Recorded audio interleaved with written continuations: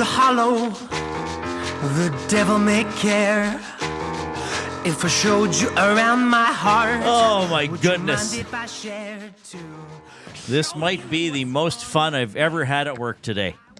What a day. December 20th.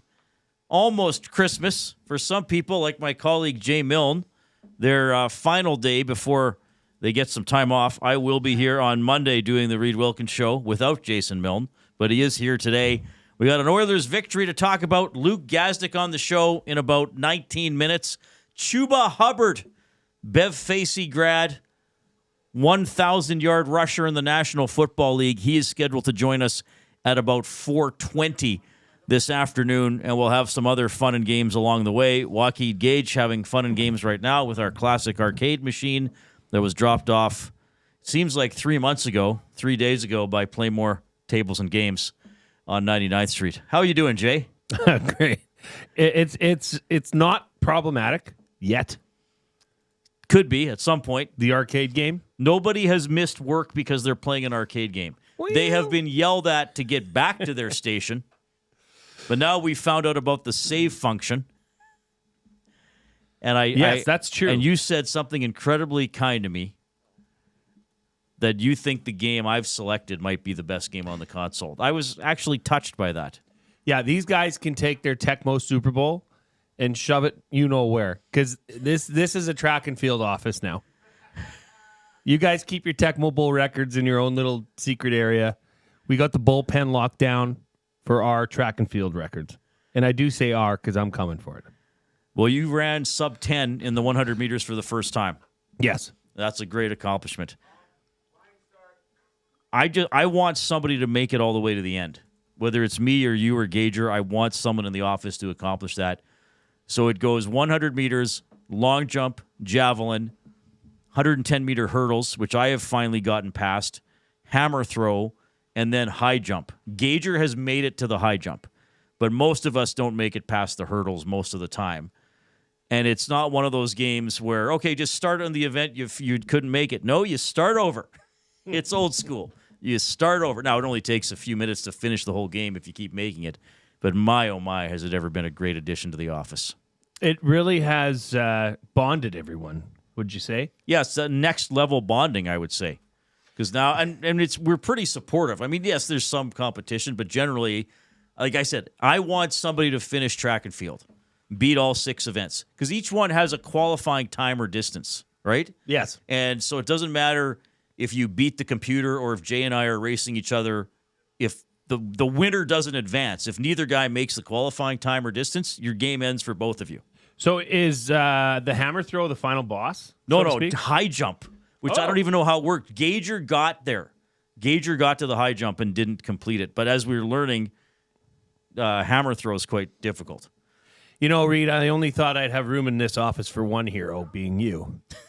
But Gager slowly becoming a very close second as far as hero status. He talked about breaking out a timer. I mean, this guy's dedicated to the game. Yeah, because the hammer throw is just a timing competition. Bronco Nick, high all track and field is awesome. You break a sweat playing it. Well, I do have a stance. I do have a stance I use. And I have different stances for different events. Because you notice I'm a little more upright for the hurdles? Yes. Yeah. I think it might have helped you. I mean, that's a tough discipline. Because you have to run and jump. And so for some reason, the qualifying time for the 100-meter dash is the same as for the 110-meter hurdles.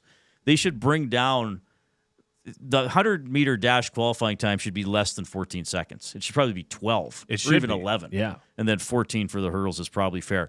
My goodness. Hope you're having a great day as well. We had several nasties visit us earlier today, either coming to pick up prizes or Nasty Club stuff or drop off gifts and or food for us. It's pretty incredible. And now I see some of you in the Nasty Chat as well. Paige saying my EST merch just arrived just in time to wrap up his gifts. Merry Christmas, Nasties. Merry Christmas to you as well. If you're in the Nasty Chat on YouTube, give us a thumbs up as well. And encourage other people in your life, friends, neighbors, family members, enemies, colleagues, neighbors, lovers. Anybody, ex-lovers. Fighters. Yeah, we were doing that a few weeks ago. Brothers, sisters, uncles. Hey, Jen, it's Dave. How are you? Oh, hey, Dave. We haven't spoken in 15 years. Is everything okay? How did you find me? It looks like you're married now. Did you ever wind up getting a job in pharmacy? Yeah, don't worry about that. Can you go to this YouTube page and hit the thumbs up and subscribe to their channel? You can also text us 780-218-9999 and email me, Reid at EdmontonSportsTalk.com. We're going to get to the Big Ukes limerick right off the bat. Chuba Hubbard on today, the 1,000-yard man. Local kid success. Yep, I'm a fan. Christmas is near. Time to spread cheer. Does Dolores the hen get time off for a tan? Not sure how she's spending her holidays. I don't think she's traveling anywhere tropical. Come on, Uke. I don't know if chickens tan all that much. Yeah, they have kind of natural covering for themselves. Chickens don't really want to go near that kind of heat. Oh, that's a good point. We had some chicken for lunch from Swiss Chalet. Swiss good. That was awesome. That was really good. I even had some mashed potatoes. As you know, I'm not always a fan of mashed potatoes. I did put quite a bit of gravy on. Where did you stand on the chalet sauce? Because the gravy was one and the chalet sauce. It was a little too almost citrusy for me. Yeah, it is. And I don't, yeah. And even, it's almost the cilantro of the sauce world, where you either love it or hate it. Okay. Right? And Swiss Chalet is aware of this. That's why they have normal gravy too. Right. But the chalet sauce, I could drink that. I love it. I think I had some left. I didn't use much. I should have let you. You could have sipped on it throughout the show. Hey, give me my sauce. Jay, what do you have in there? Wine? Nope. Scotch? I'm trying to look at the color. Nope. Is it alcoholic? Nope. Oh, what are you having? Swiss Chalet sauce, baby. Just sipping the Swiss Chalet sauce.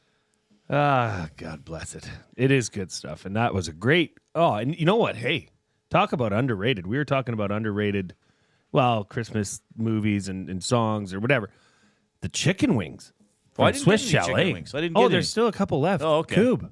They were amazing. Me and Trev got all over that, and we got a couple stories, of course, as always, Reid's dunk online as well, but we had a couple of stories. Like, Trev was loving those wings. They were hot good. wings, man. You can't go wrong. I would put those up there with... I would rank those.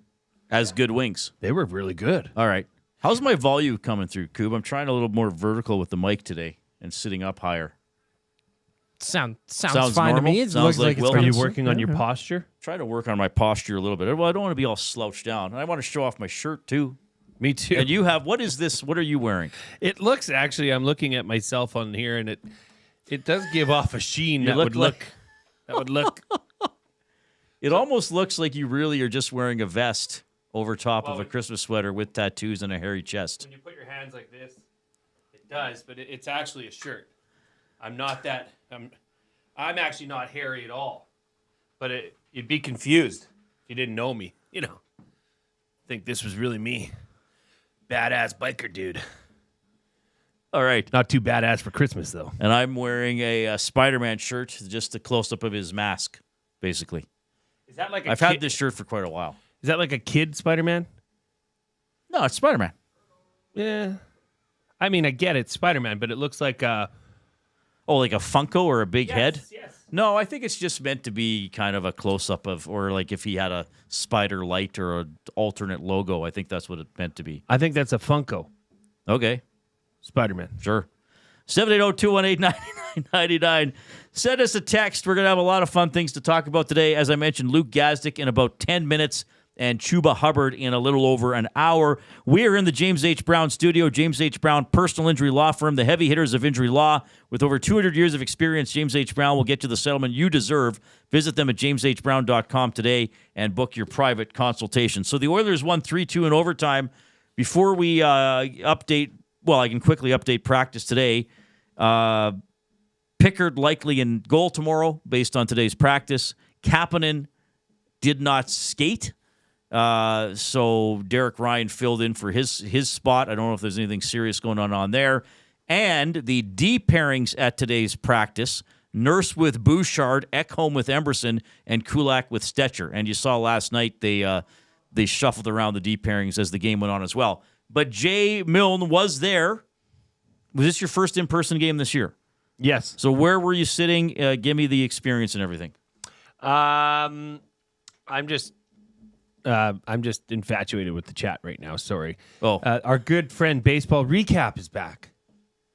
Go Jets, go! That person is guy. back. Okay. Yeah. Don't worry, his young Zach will take care of that. Reid, it was great. We were in section 101, top row, seats 1 through 4, aisle seats. My cousin's seats. They're fantastic. So your cousin has season tickets. Yeah, he has a couple sets. And only takes you once a year? No, he's invited me before. Okay. We're busy. So this was, it was Christmas. I wanted to make sure we were able to see each other and get together before. It was a great game, obviously. I was just enamored that I spotted you.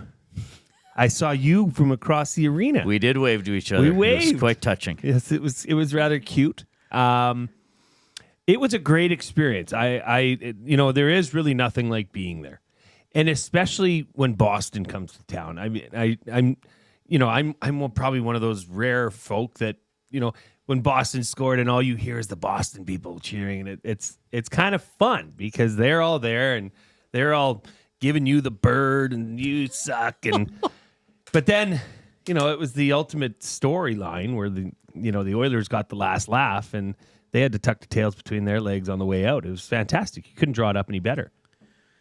So you were what, just inside the blue line? Yeah. You were on the side of the Oilers bench. Correct. So you were just inside the blue line that the Oilers defend in the first and third period, which right. means you had a good view of the overtime goal. Perfect. Yeah. Ekholm was right in front of us. It was and just he pounded that shot. Yes, he did. that was just awesome. And my cousin, the Boston Bruins fan, or my cousin's husband, sorry. Okay. He's the Boston Bruins fan. That's why we always go to this game. Oh, right, okay. He said to us at the start of overtime, he says, "It's over. You guys are going to win." He knew. Yeah. He knew the writing was on the wall. Yeah, well, the Oilers are I think it's fair to say, if you were splitting hairs about things, and that's what we do in this town when we talk about the Oilers, it'd be perhaps fair to say you wish they had some more regulation wins. If you look at the top 3 in the division, Vegas has won 18 out of 21 in regulation. All of Los Angeles wins, of LA's wins have been in regulation. The Oilers are at 13 out of 19. You'd like that to be a little higher. But having said that, 3-on-3 overtime is part of the game.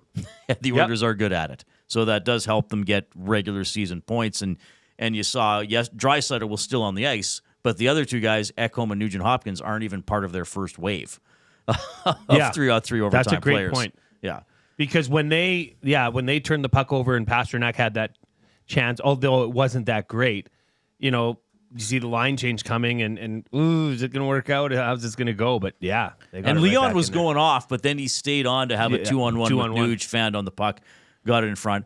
And quite frankly, Darnell Nurse has scored some 3-on-3 overtime goals in his career. He's the third D-man who would be out there in that situation yesterday. So crazy. Yeah, the Oilers have a pretty good 3-on-3 lineup. More about the Oilers as we talk with Luke Gazdic, and we'll have the Oil Understood a little bit later on for GCL Diesel. A lot of Christmas discussion, including our off-topic topic for William Huff. Since 1952, William Huff has provided industry-leading graphics with design, print, and install, all in-house for thousands of valued clients. Their unparalleled customer service with decades of industry expertise and a desire to make every job the very best can be is what they call the William Huff advantage. Visit their website, williamhuff.com, or give them a shout at 780-454-4536. We'll just tee this up quickly because we got to get a break and get to Luke right away. But a family Christmas tradition, and kind of wide open here, but we will ask for something that's special or something you've done for a long time with your family or you couldn't imagine Christmas without. It could be as something as when you open gifts. Who opens the first gift? Who opens the last gift? Do you do Christmas Eve? Do you do Christmas morning? Do you all dress up in the same pajamas, which I never knew was a thing till social media became prevalent. And I was like, really? People do that? They get family matching pajamas? What are you, in a cult? Here, let's try all this Kool-Aid as well. Here, read this book. Yeah, but something again, either unique to your family or just special to your family, a Christmas tradition, hopefully something that happens on the 24th or 25th. We're going to share a couple of ours that aren't going to be earth-shattering, but that we're maybe emotionally attached to. So we'll get to that as we move along. 780-45, what number am I giving? Don't text William Huff. Text us, 780-218-9999, into the Nasty Chat on YouTube. The one and only Luke Gazdic after the Coupe Sports Update.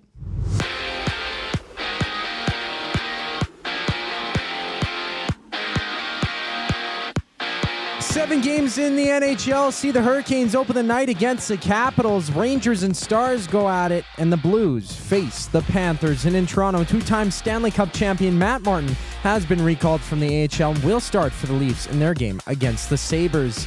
Down south, Hollywood Brown has been activated for the Chiefs and will make his season debut tomorrow against the Texans, while Deontay Johnson has been waived by the Baltimore Ravens. On the court, the Thunder and Heat throw it down with 3 games in the association. Luke Gazdic joins the Reid Wilkins Show on the other side of the break. I'm Zachary Kubusch, and that was your Sports Update. GCL Diesel has been serving oil country since 1972. From diesel cars to SUVs to pickups. From farm tractors to school buses to a big rig. From diesel generators to forklifts, GCL can test, troubleshoot, and repair all diesel fuel system components. Whether it's injectors, pumps, turbos, filters, or additive, GCL has the parts you need to keep your diesel running the way it should. For genuine diesel parts at wholesale prices, visit GCL Diesel in the West End or online at GCLDiesel.com. GCL Diesel. Diesel understood.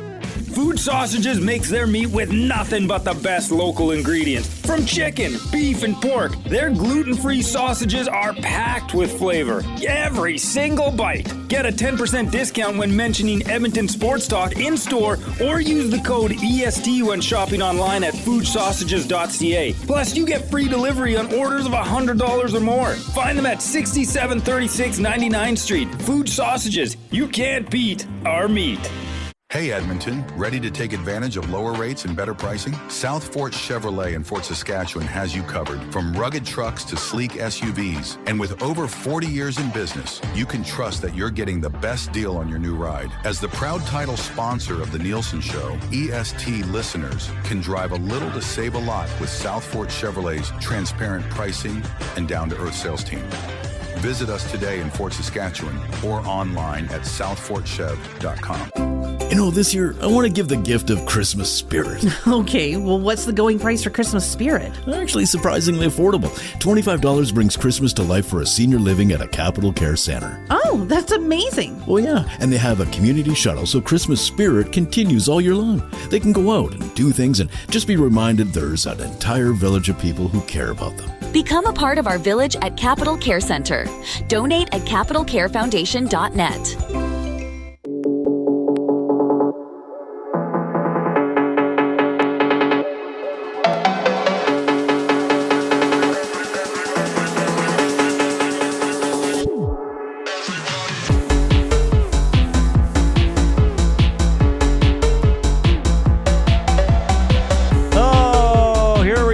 You're having a great Friday. Apparently today and tomorrow, the busiest shopping days of the year. You looked that up the other day, right? That the Friday and Saturday before Christmas, regardless of the day number, are the busiest shopping days of the year. That was your Christmas when you were trying to stump me on the Christmas facts. Yes. Which I did very poorly. Which you did poorly. I did extremely poorly. One out of 3. I got the hardest one right. I got wasn't I 1 out of 5? The one that I actually tried to The one you thought he'll never get, I figured war out. Vets coming back. The other ones, yeah. Well, Reid, guess where was I today after the hangout until about 12:30? Kingsway Garden Mall. That's right, shopping. I don't think it's called Kingsway Garden Mall anymore. I think they just go with Kingsway. I'm wondering where Luke Gazdic Christmas shopped when he was an Edmonton Oiler. Like, I know he has a story about going to West Ed with Connor, not at Christmas time, but like, did you hit a mall? Would you order stuff off Amazon, Luke? Where did you shop when you were in Edmontonian, specifically for Christmas? I was a big West Ed guy. I loved going for a nice West Ed mall rip. I didn't care. I wasn't Connor McDavid. No one was chasing me around the mall. I used to love going in there. I'd hang out at Sport Check and go get some food at the food court. Man, I was all over that place. And how often were you recognized, and what was the interaction like? Not as much as you think. I think there's a couple sports stores there, like some like collectible stuff. So maybe those. Sport Check for sure. Like if I'm hanging around the hockey section at Sport Check, I'm not doing myself any favors. So I was just at the mall in Toronto. It's weird you guys said that. I just left the mall here in Toronto, the Eaton Center, and it was a gong show. I had to get some stuff for my dad. Last guy on the list. Never know what to get that guy. So I was going for a little Eaton Center mall rip, and it is. That was a bad call. Yeah. Were you eager to leave? Yeah, I got out of there pretty quick. I was in and out. You got to know what you're getting, where the store is, get in, get out. So what's the etiquette in the National Hockey League? You have, usually 22 teammates, maybe an injured guy or two around. You got trainers and stuff. Okay, this might sound silly. Would an NHL team do Secret Santa? Do you just buy for your best friends on the team? Like, what happens at Christmas time? Well, that's a good question. I think we did like some sort of, swap, whatever those things are, the Secret Santa swap. I think we did that one year, but it was mostly not for our teammates. Like that was trainers and equipment staff time, especially at Christmas, whether it was a couple nice bottles of vino or some extra cash at the holiday season.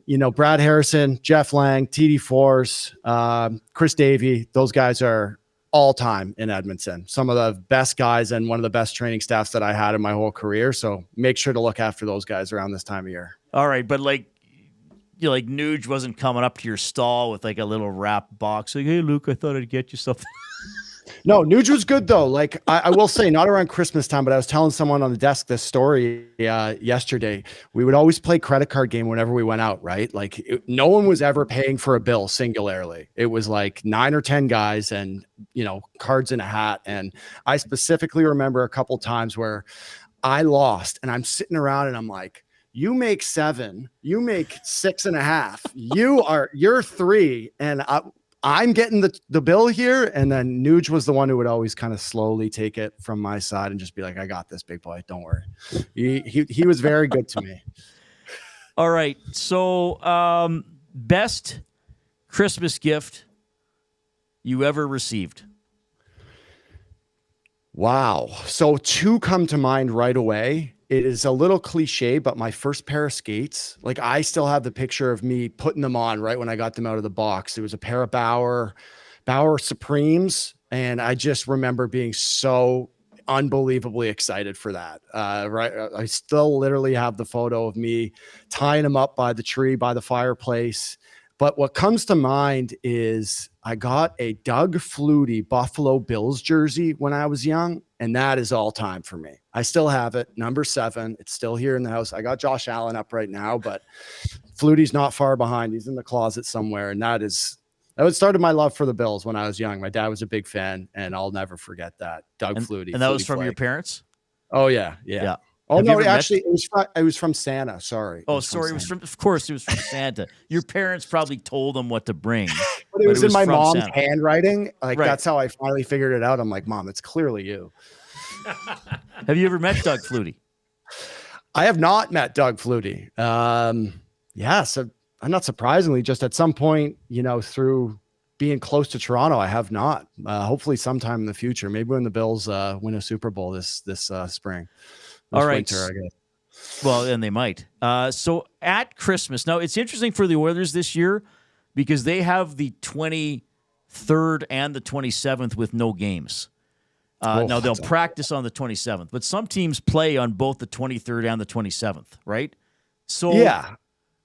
I know just from seeing on social media, some of the Ontario guys, like they'll go home, right? Even if it's just for a day and a half. What was your routine? What do guys usually do during, 24, 25, 26? I always made a point to try to get home. My parents are in the north end of the city, and everyone, that's kind of our routine, is like everyone congregates to my parents' house. I got a brother and sister out in Calgary. My brother's in a different end of the city, and everyone for like 2 or 3 days just goes to my parents' house, picks a bedroom, and you just post up, and it's just food and family and friends for, a good 72 hours. And no matter where I was, I mean, I spent a lot of time in the minors, and the minors is even worse for days off. I remember like around Christmas, I remember only having sometimes, Christmas Eve and Christmas Day. And I would spend extraordinate amounts of money that I didn't have at that time to get home just because I wanted the break so bad. Like I love Christmas. I love being around my friends and fam at that time. So no matter where we were, I'd try to get home, but it's not the easiest, especially in the minors. You could be in Oklahoma City or San Antonio somewhere, but in the NHL, it tended to be a little easier if we did get a couple days off, and they're usually good with it too. I remember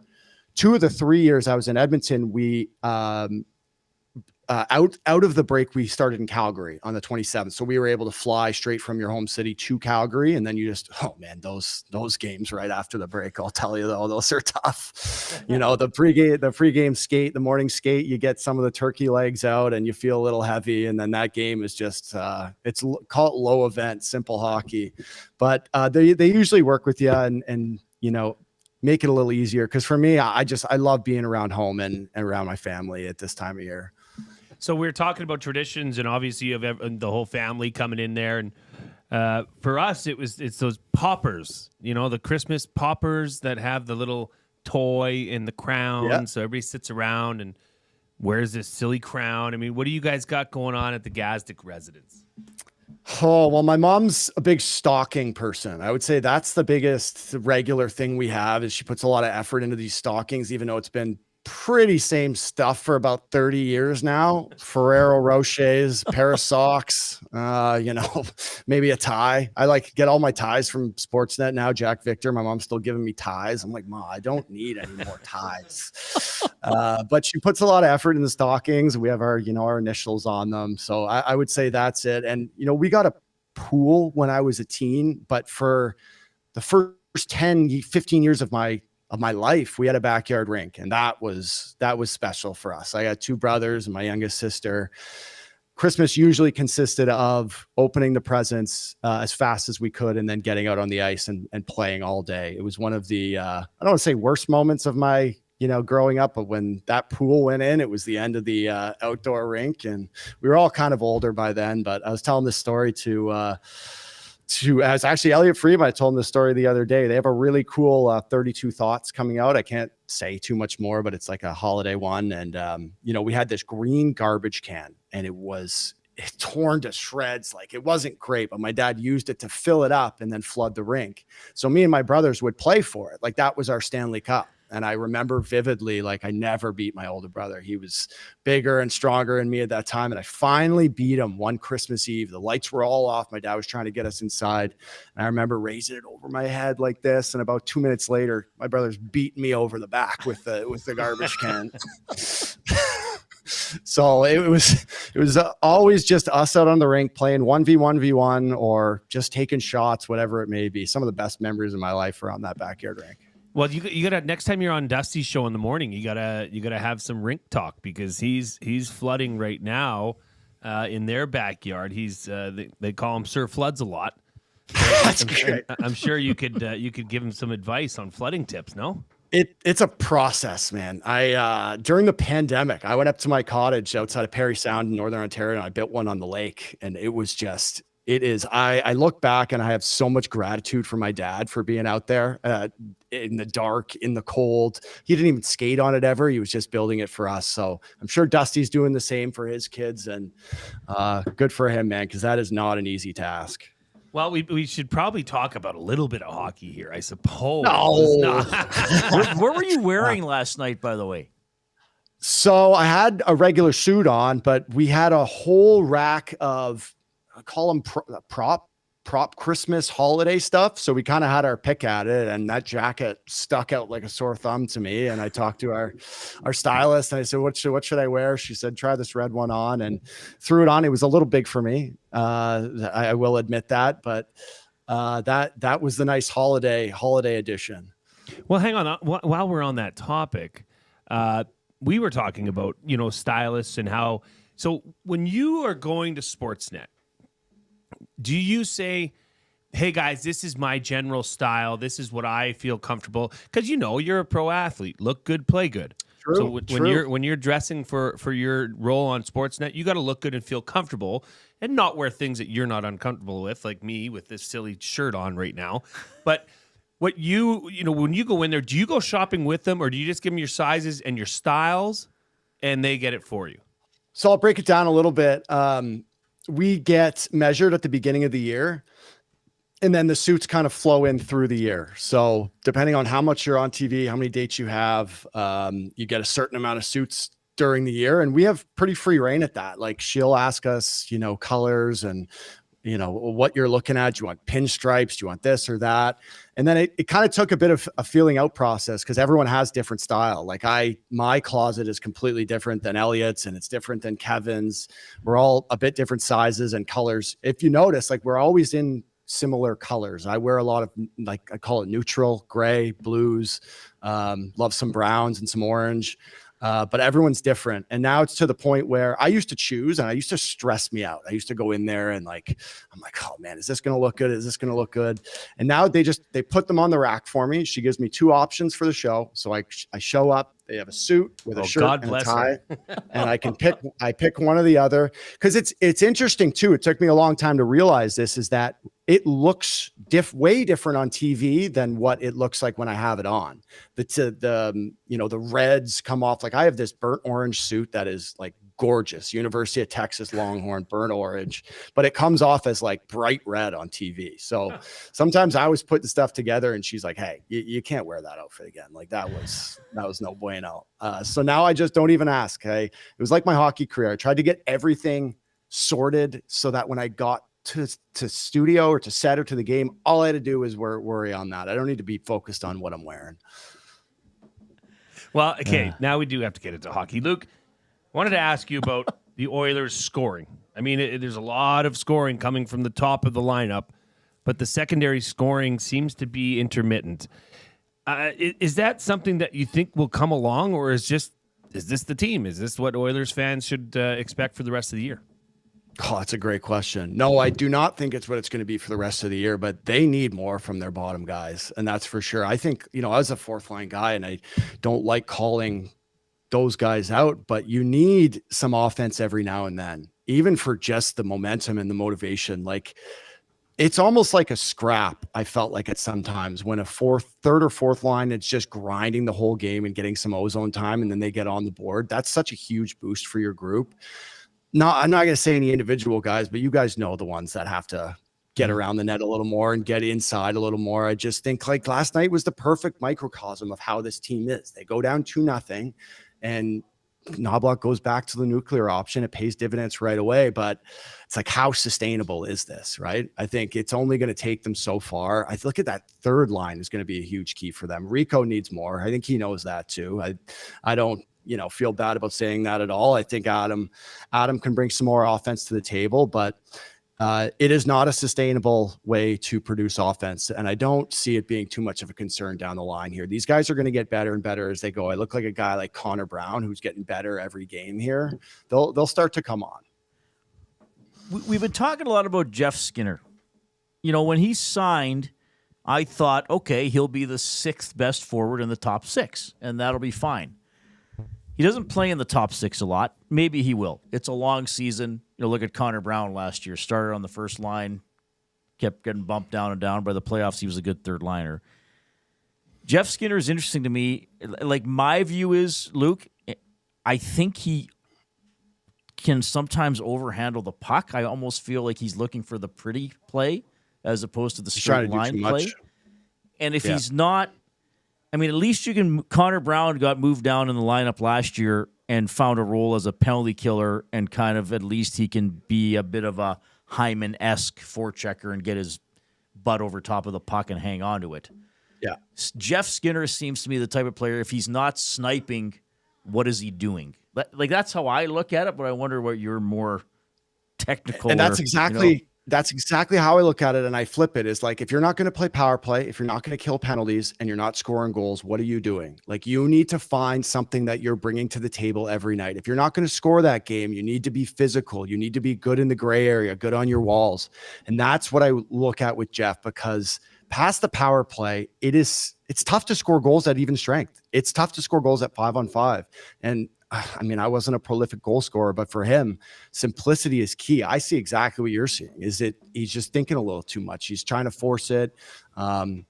And it's just, if you're not going to be scoring, find a way to help your team in some way. I think he's a guy who's trying to find his role in this forward group right now, which is not always an easy thing to do, especially with the way it played out last year. And that third line became their primary checking line. So is Jeff going to play with Leon? Is he going to slide down to the fourth?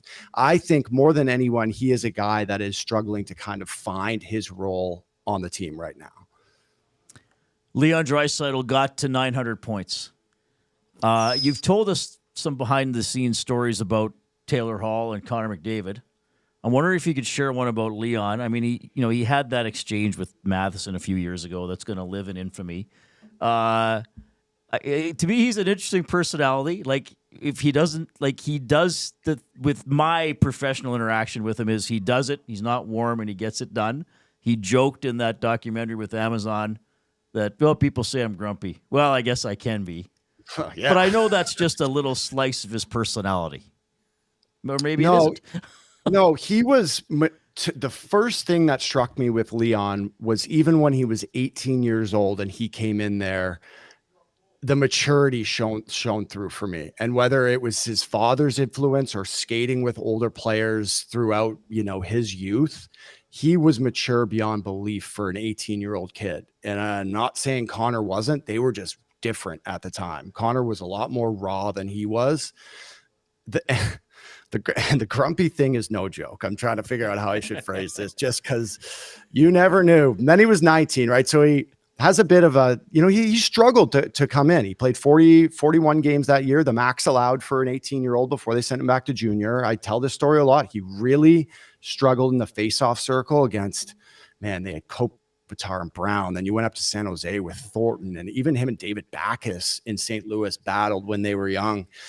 And when he came back that 19-year-old year after going to the MEM the year before, it was like a different kid. Like, he had a ton of confidence. He has a ton of swag, but he's respectful about it. That's what I always loved about him, was he was very respectful of the veterans on the team and what they were bringing to the table.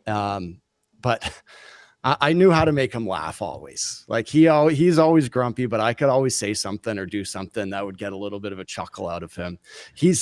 I say this a lot to people with all the young guys that I played with, and I took pride in, trying to be a mentor for a lot of these guys. He's one of the coolest for me because he was just this down to earth, cool kid that worked his tail off. And like I said, was just mature beyond his years. Yeah, he's an interesting personality for sure. And this is just my little slice. I actually like asking him questions or going in scrums because he makes me work. Like, if it's like a lazy, non-specific question, like, he won't be like, oh, I know what he means, I'll give him the clip. Like, no filter too. He's giving you you got to give him credit for that sometimes. I don't mind that. He gives you the answer, right? He's not sugarcoating a ton, and he's extremely dry. Like, the humor is dry beyond belief. You can't even tell he's joking. Sometimes I didn't even know if he was being sarcastic. But that's kind of why I loved him. All right. Do you work this weekend? What's going on? No, I'm off till New Year's. Wow. Okay. Yeah, this is a nice little break for me. I'll be back on New Year's Eve. Who are the Oil playing New Year's Eve? I have a regional Utah Hockey Club. That's right. So I'll be doing the intermissions for that. It's next time you'll see me, but I get a nice little break here. So this is nice. Well, enjoy it. Thanks for coming on the Reid Wilkins Show. I mean, you've been great with Edmonton Sports Talk. I believe, was he not guest of the year last year? What was he? Yes. He won the Esty.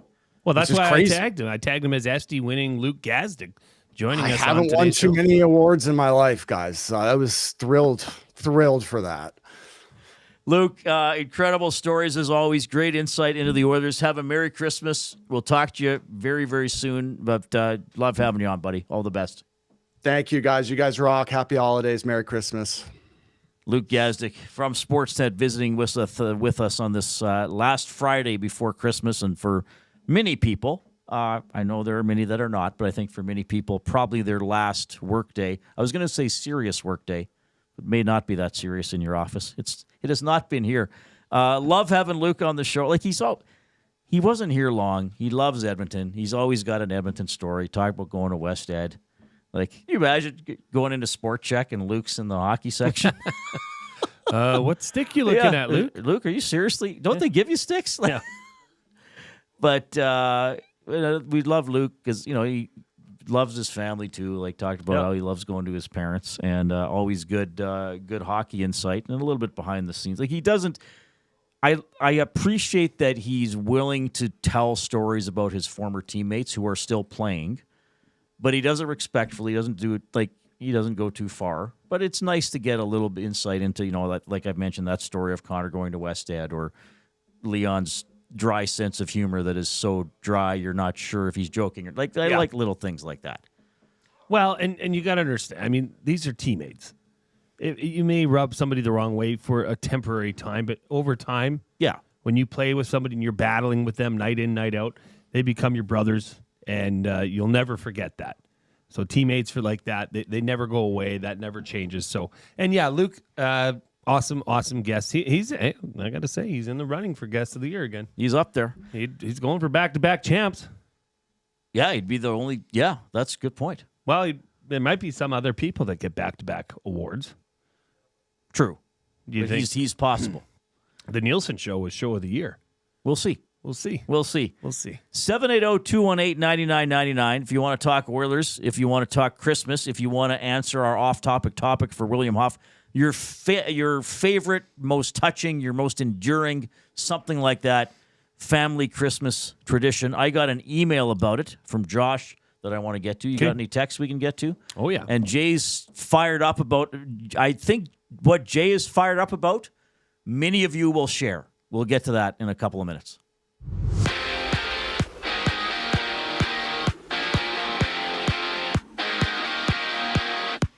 The Canadians play the Red Wings, a wild matchup against the hockey club, while Matt Murray gets recalled from the AHL to make his Leafs season debut against the Sabres on a 7-game NHL slate. Meanwhile, the Stamps have extended Jalen Philpott through the 2026 season after he had 3 touchdowns and over 650 yards last year. In the NFL, Hollywood Brown is off the injury reserve and will make his debut tomorrow for the Chiefs, while Deontay Johnson heads to the waivers.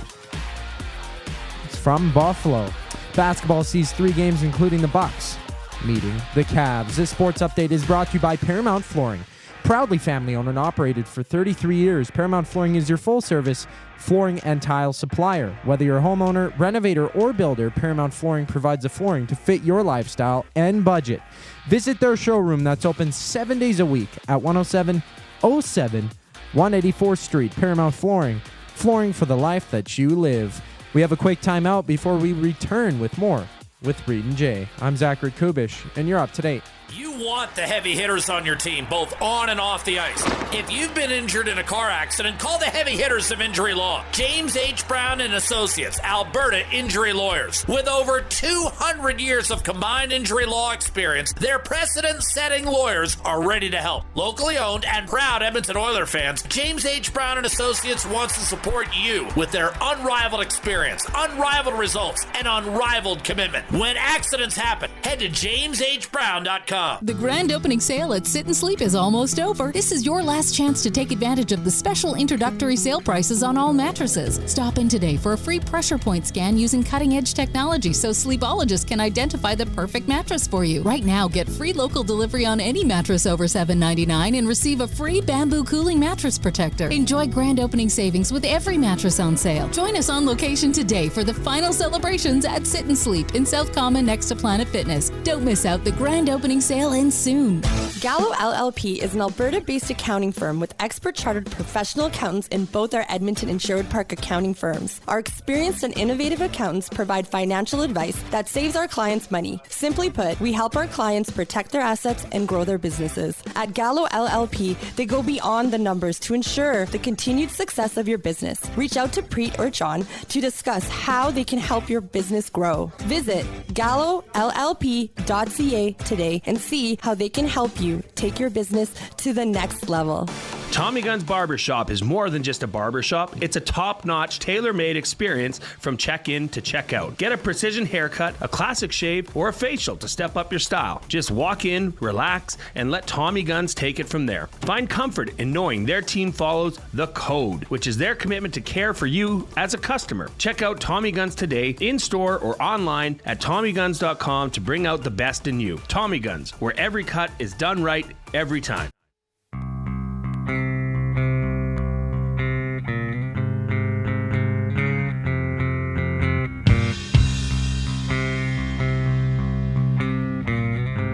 What is on the ESTV, Jay? This is Union Home Mortgage at Gasparilla Bowl. We're watching live sports thanks to the television that was dropped off by an anonymous nasty about, 3 weeks ago now? So this is a treat for us. The bowl game has Florida leading Tulane. Oh, do I have to say spoiler alert?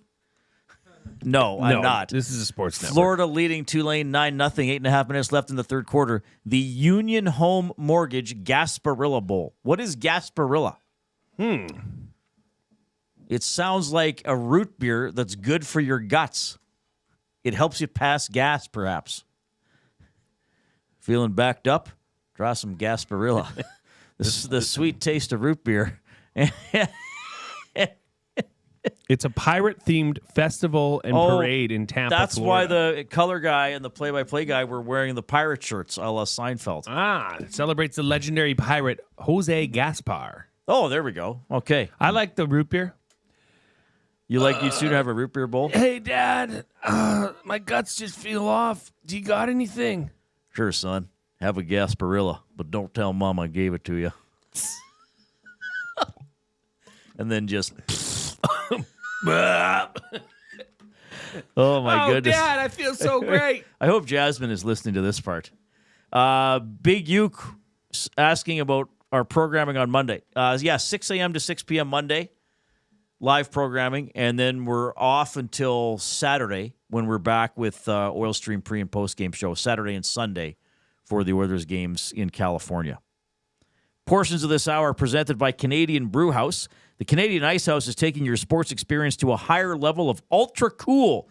TrackMan golf simulators are now open at the Ice House, an immersive and realistic golfing experience in the heart of downtown Edmonton. Visit thecanadianicehouse.com. All right, I got an email here.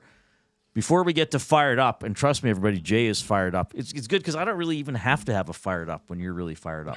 Like I have one if I have to mention it. Mine's pretty lame. Yours is going to be good, I think. And I think it's the type I'll be able to ask questions and feed your fire a little bit. Josh has emailed Reid at EdmontonSportsTalk.com. Our holiday tradition is to open one gift on Christmas Eve, stockings before breakfast on Christmas Day, and presents after breakfast. We open our gifts one at a time. Everyone takes their turn. If there is time, my 73-year-old mother is visiting Edmonton from Nova Scotia for the holidays. I am taking her to her first NHL game on Sunday when my Senators take on the Oilers. She has religiously watched your show with me all week, and I would really appreciate it if you can give her a shout-out. Her name is Barb, and she thinks Jay's outfit is hilarious. Hello, Barb. Hi, Barb. Who will Barb be cheering for on Sunday? We don't know. Oilers? Probably. Maybe it's her second favorite team. Could be. But it's okay. She's from an out-of-market. Yeah, that makes sense to me. That makes sense. Joelle says, I got my family balls with their names so we can put them on the tree every year. Oh, okay. Dogs and elves also. Big Uke, one of our traditions. Aside from Christmas Eve party, we always open one present, which is always new PJs, which we typically all wear in the morning. Okay. So by the way, give us a thumbs up on YouTube. I think a lot of people are shopping today. It's a busy year. It's a busy time of the year. Let's still push. If everyone just gave a thumbs up now, we'd be at 100. So the PJ thing, what's it called? I was not aware of this until, I guess, the rise of Instagram a few years ago. And then I start seeing friends or just people I follow posting with their, and like people around my age, you know, so parents who are seniors, and a lot of people around my age might have a child or 2 or 3. And so 3 generations are all in the same PJs. And the first time I saw it, I was like, oh, they must have done that because the baby's newborn or something. Right. And then I realized, no, like people do this. And then I saw adult children who are friends of mine who don't have kids do it with their parents. Like they all. So how prevalent is this matching PJ thing on Christmas morning? It is a thing. I don't partake in it. I'm not a PJ guy. No, nor am I. I think if someone asked me to do it, I'd just be like, nope. You would, and they'd be like, well, but we do it. Is it? Well, go ahead. You do it. You guys do it. Well, because at this point, I'd have to be probably, if I ever perhaps you had a wife or a long-term partner or something, and I was with her family, they'd be like, well, Reid, you're part of the family now. You wear the pajamas. I'm like, no, I don't. So you wouldn't get strong-armed into it. I bet you. I don't. Well, yeah, I might. I bet you would. I probably would. I bet you if your long-term I probably when I was away from the rest of the family and just with the GF, I'd be like, wow, this is a thing, eh? Yeah. Like you really want me to do this? Could you give me some warning? Yeah. Okay, I do it. By the way, next summer, Leopard in Cuba. We're going. Yeah. I don't know if Leopard has ever played Cuba, but you know what I mean. Yeah, so I don't I didn't know that was a thing, because I'm not saying everybody does it, but it comes up enough on my feed where I've been, wow, I didn't realize that many people did the matching PJ thing Christmas morning. That's how they show their familyness. Like, where did that start? Where did that come from? I seriously don't know. Well, Kubusch Quinn is in the nasty chat. Hello, hey, Quinn. Kubusch Quinn. We're talking family Christmas traditions, so chime in, let us know what yours is. I was saying it on with Luke there. We do the poppers, and then you get a little toy, and everybody gets a crown, and that's good enough. We did get sucked into the PJs only once. Okay, and it was with the kids when they were young, and it was So but they're onesies. Like, they're all onesies. Worse. Yeah, oh, that's even worse. Like, who wants to see men around our age in a Christmas PJ onesie? Who wants to wear a onesie? It's not meant for our demographic. It's just not practical. A little kid, maybe. Like, if all the little kids want to wear matching pajamas, well, they can. But to me, if once a kid's probably 9, he or she would be like, "Yeah, I'm done with that." Okay. Yeah, I'm good. Preschooler's fine. Just keep give doing me my nice soft shorts and a T-shirt. Yeah, I'm ready to go. I'm good. Where's my video game or my book? Okay. Or like even 9-year-olds would be like, "Hey, we're good." The closest thing I do is so my Baba, my mom's mom, my grandma, Ukrainian, so Baba, had this really loud house coat. Like it just has these weird designs on it, and it's like purple and pink and green. And somehow when my Baba passed away, this was like in the late 80s, I got this house coat. Oh, wow. So I'll put it on Christmas morning and just wear it to the tree and do the stocking in it. But now it's like disheveled and too small. Yeah. So it's more of a joke thing I did. But we didn't all go out and get matching house coats. The Uke says, we don't typically match. The guys usually just get a new pair of pajama pants, and we don't post a group photo. Thank you, Uke. Thank you. Quinn says that they... Oh, what's going on here? I guess I'm saying if you ever seen me with a family and I'm in a matching onesie, I've been captured. Something's wrong. Come call save me. 911. Yeah, call. Reid, blink twice if you were in trouble. Message me. Hey, Reid, what's your favorite band again? And if I don't answer properly. yeah. If he says Metallica, get a pin. Send a pin. Quinn Phillips. But now my mom and dad and I, they make pierogies on Christmas Eve. So they have fresh rogues for Christmas. I love that. For about 20 years, at some point while I was living in Lloyd, my parents and I started doing a fondue on Christmas Eve. And we're going to do that again. Corey the Butcher is going to provide the meat from Acme. Really? Yeah. That's fun. So that's become a bit of a tradition for us, is that's what we're doing. So it's, it takes a little longer to eat. I usually make the sauces. Really? Yeah. Huh.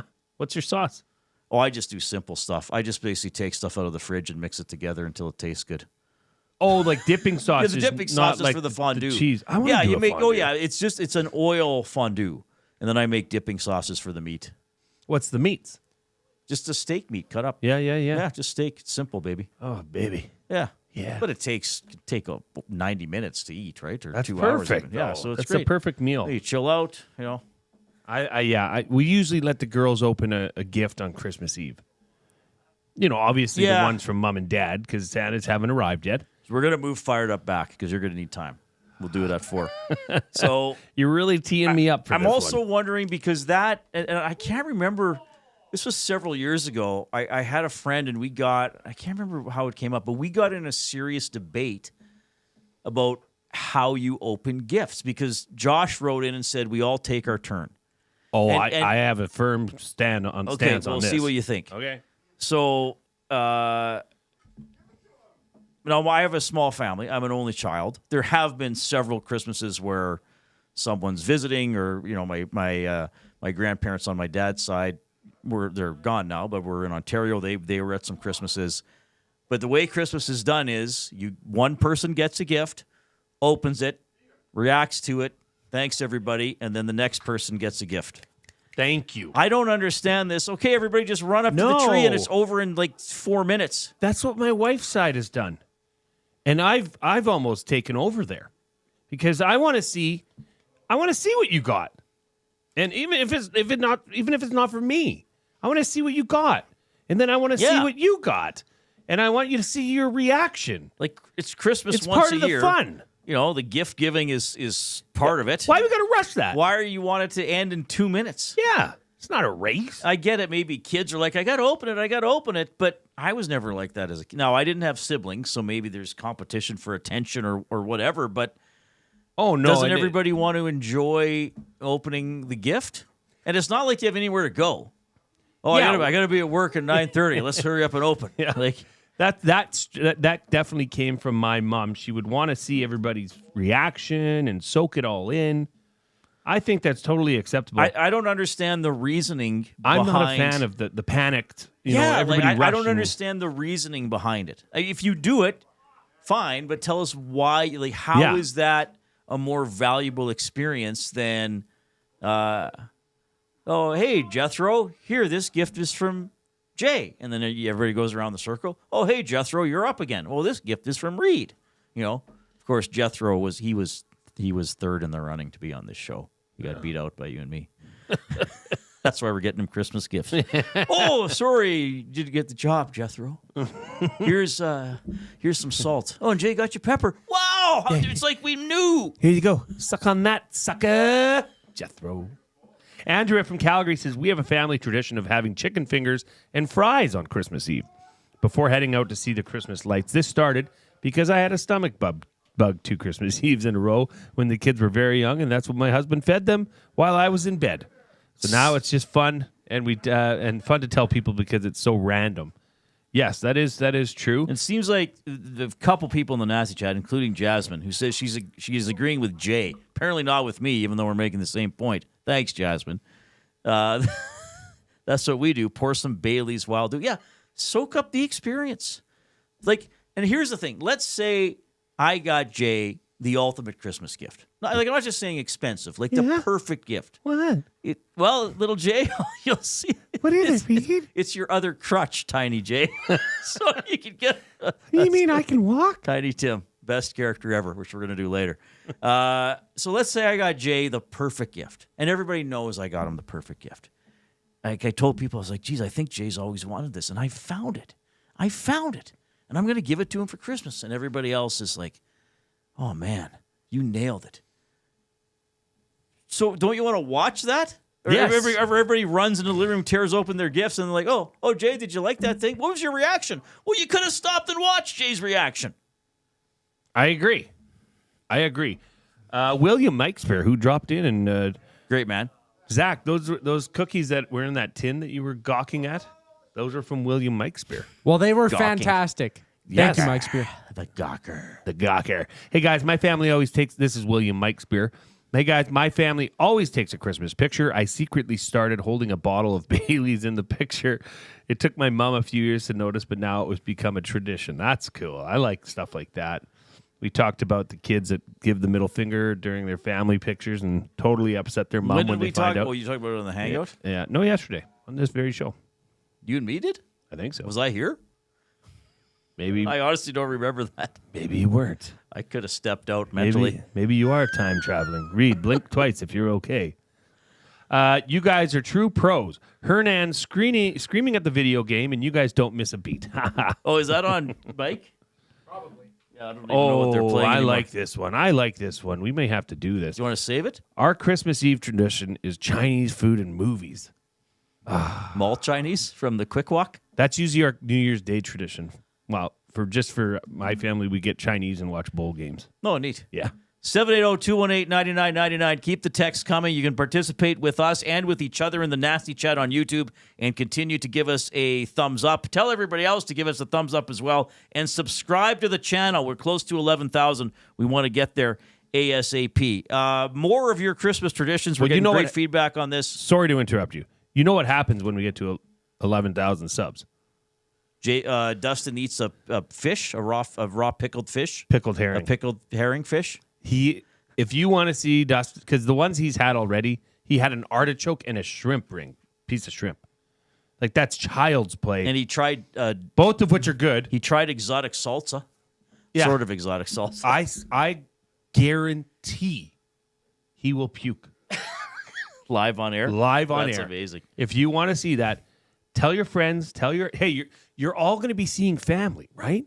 Open up their YouTubes, have them subscribe over the holidays. Let's get to 11K and watch Dustin be ill. Chuba Hubbard in about 18 minutes as well. It's the Reid Wilkins Show with Jason Milne. Get to know the winners, props, plays, parlays, and more with Nielsen and Hustler. Weekday mornings at 11 on The Lock Shop. Only on EdmontonSportsTalk.com. Celebrating 70 years in the signage industry, William Huff Advertising is the most recognized name in the game. An in-house, one-stop shop for all of your design, print, and installation needs. William Huff provides quality graphic solutions for everyone. Here in our City of Champions and throughout the nation, they're the preferred signage partner entrusted by many of the biggest corporations, pro sports teams, and organizations to bring their identity to life. Recognize the name, get in the game. WilliamHuff.com. Edmonton Sports Talk delivers a mass audience of key, influential customers to your business, all while you associate your company brand with the biggest names, the hottest sports news, and teams from every league around the globe. Oilers and Elks, NHL, NFL, Major League Baseball, and the association, Formula One, soccer, golf. Oh, sweet mama! The excitement is palatable on Edmonton Sports Talk. It's where fans go to get their sports fix and where our partners find the most loyal consumers. Contact us today and see how our team on Edmonton Sports Talk can score the biggest goals for your business. With various advertising options available, email business@edmontonsportstalk.com or head to our website and send a message at edmontonsportstalk.com. In life, it takes a village. From childhood to your golden years, we all need support. At Capital Care Foundation, we've built that village for our 2,100 seniors. Join us in creating a nurturing environment that feels like home and fosters community connections. Your donation makes a difference. Visit capitalcarefoundation.net today and become a vital part of our village. Because together, we can make every stage of life a shared journey. Be a part of the journey. Support Capital Care Foundation. The countdown is on to the legendary Boxing Week sale at FXR Factory Outlet Superstore. Don't miss the best deals of the season on fan favorite gear. Huge savings on FXR lifestyle apparel and outerwear, along with FXR Adrenaline Unlimited merch. Miss this event and you miss out huge on the best deals for the entire family. More great incentives in store, so mark your calendars, gather the crew, and head to FXR December 26th through 31st. 324 Mayfield Common in Edmonton.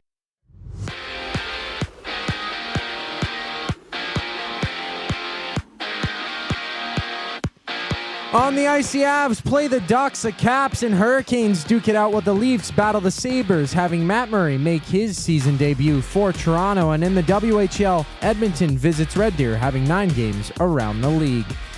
Down in the NFL, Hollywood Brown is off the injury reserve and will make his debut for the Chiefs tomorrow, while Deontay Johnson heads to waivers from Buffalo. There's 3 games in the NBA with the Bucks and Cavs going at it, the Thunder battling the Heat, and the Hornets tipping off against the 76ers. The Reid Wilkins Show with Jay Milne continues right now. I'm Zachary Kubusch, and you're up to date.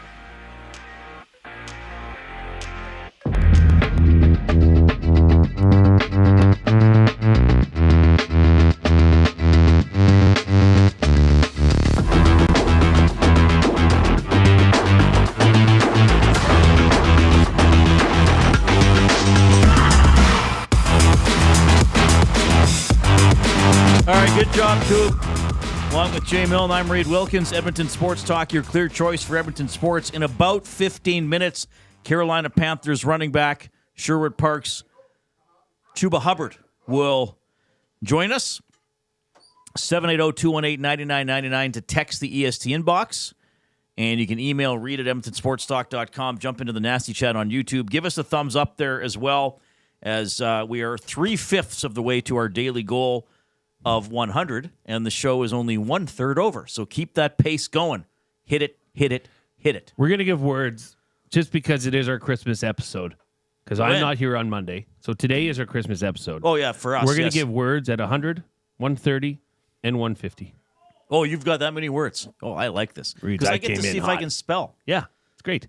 Norman at Combine says, we do the 12 meatless dishes on Christmas Eve. Nice. Ukrainian, obviously. Tracy's side of the family, which is his wife, who's also known as Sticky Rice, 60-plus people. Wow. Holy smokes. And he says, I'm also last to open gifts. So we haven't met one person that does this. So maybe it's just my... Maybe it was just that one person. My wife's I don't remember who. It might have been someone I worked with at Blockbuster. I was talking about how he opened Christmas gifts. And this, I don't even remember if it was a man or a woman. I think it might have been a woman, but saying we just all run downstairs and everybody finds their gifts and tears them open. Yeah, or kids that open their gifts before their parents are... I was like, that is sick. I would have got savages hung and quartered if I opened anything or touched anything under the tree prior to my parents being there. Yeah. Well, I'm glad we got a bunch of normal people. Thanks, guys.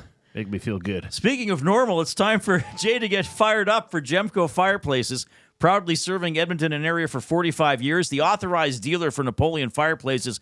Whether it's gas or wood burning, look no further than Canadian-made Napoleon Fireplaces. All the Napoleon products you need are available at Gemco, 9281 50th Street. Mr. Milne, take it away. What are you looking for? Oh. What? I almost had a freak out. What? Well, I keep my word of the day list here. Oh. And somebody moved it, so I panicked. We don't need it right now. It's right there. Fired, I know. Fired up. Thank you. Okay. I would have been fired up. I should give the score, by the way. 16-0 Florida leading Tulane. 1 minute left in the third quarter of the Gasparilla Bowl. The Tulane Green Wave. And their colors are white, and they look like the Argos. They do, but they have a green wave on their helmet. Oh, okay. It's actually beautiful. Nick Anderson. Edmonton Elk. Oh, yeah. Good player. Tulane Green Wave. Okay. All right.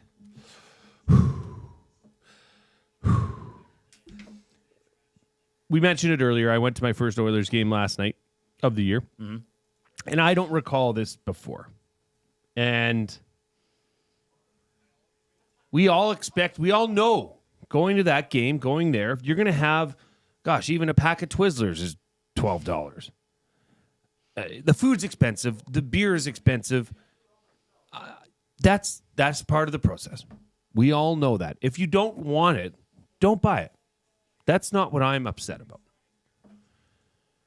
My beef, and we talked about it earlier on the Hangout, but it did create quite a discussion, so I still am fired up about it. My issue is this. I went and got beers for my cousins because they offered the tickets, so that's usually how it works. Buy a round of beer. I get... I think the Rangers just Mike scored. Gardner just scored on NHL 94. My issue is this. You go to, pay, and the machine where you would tap your card has options for tips. As it should. You're thinking, okay, would you want to tip 8%, 12%, 15%, maybe something. No. The lowest tip amount that they offer for buying 2 beers and a pack of Twizzlers is 18%. It goes 18, 20, 22, 25%. Wow. Those are the touch button options. Oh, and that's not all. That's not all, Reid. Nope. You know what they put in words? Underneath the tip amount. 18% service good. 20% service really good. 22% service something really not excellent, because 25% service excellent. They word shame you. Not only do they make you tip for doing their job, which is not much, it's not hard, and I love to tip. I over-tip, to be honest with you. I probably do too. But they're just grabbing a beer. I mean, golly, what is this world coming to? 18%? Like, I would be comfortable tipping in that situation. I would go as high as 15, but I would have probably had to have 2 or 3 of those beers in me before I would consider that. Right. I wasn't drinking last night. I drove straight from here. I went to rub my eyes. Is this real? I couldn't believe it. I couldn't believe it. I think it's embarrassing. I think you're shaming or guilting people into tipping. There is now. I get it. There's an option that says custom. Right. Okay. So I of course I press custom. Why not? But it doesn't put so I put custom. I put 5 because I was pissed off. Like, screw you. You're giving me that option. I'm only going to give you a 5% tip, which is fine. But it's 5 cents. So they go from percentages to custom to dollars. So they can't even get that right. So I have been several places where now the minimum tip option is 18%. And I think it's to the point now, in the hopes of just speeding up the transaction, getting on with your day, probably a lot of people are picking 18. I have not seen that, and I don't go out a ton, but I have not seen where they put a description of the service next to the tip, because you may not look at the numbers. You may just say, "Oh, how was the service?" And you click "very good." 20. And I think the first one was service was okay, and you've given a 22% tip. It's like good, best, better. You know what I mean? Just a joke. Whereas really, yeah, I think tipping is fine. I think, there are a lot of people in the service profession that may not be their full-time job. They may be going through school. Whatever. So I'm fine tipping specifically that profession, absolutely. But yes, I think something pretty special better happen for me to tip 25%, quite frankly. And I didn't realize that when you put in the custom that it goes from a percentage to a value. So they're trying to be like, okay, I don't want to tip 25%.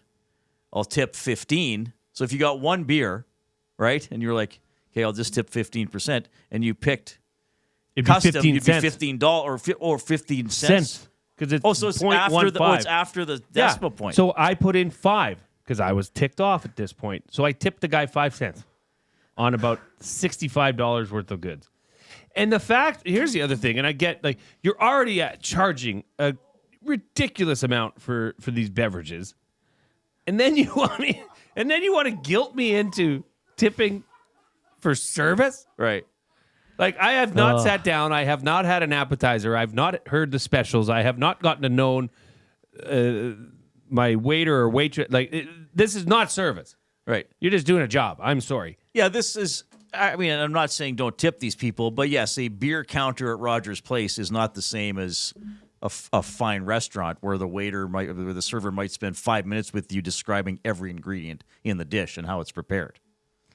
Well, and then the conversation got started about, in Europe. Europe, you do not tip. It is not expected. Right. So how many countries? Where does Australia have it? I don't know. Does South America have it? Is it just Canada and the United States? I don't know. Like, don't get me wrong. I'm not a Grinch of tipping. No. I just thought the process and the layout of what happened last night was actually quite laughable. That is a little surprising. That is a little surprising. So I guess if you can't read numbers, at least you can still read the words and then choose from that. I don't know. Jay is fired up for Gemco. They have gas or wood burning, Canadian-made Napoleon fireplaces, all the Napoleon products you need. Gemco, 9281 50th Street. When we get back, Carolina Panthers running back Chuba Hubbard on Edmonton Sports Talk.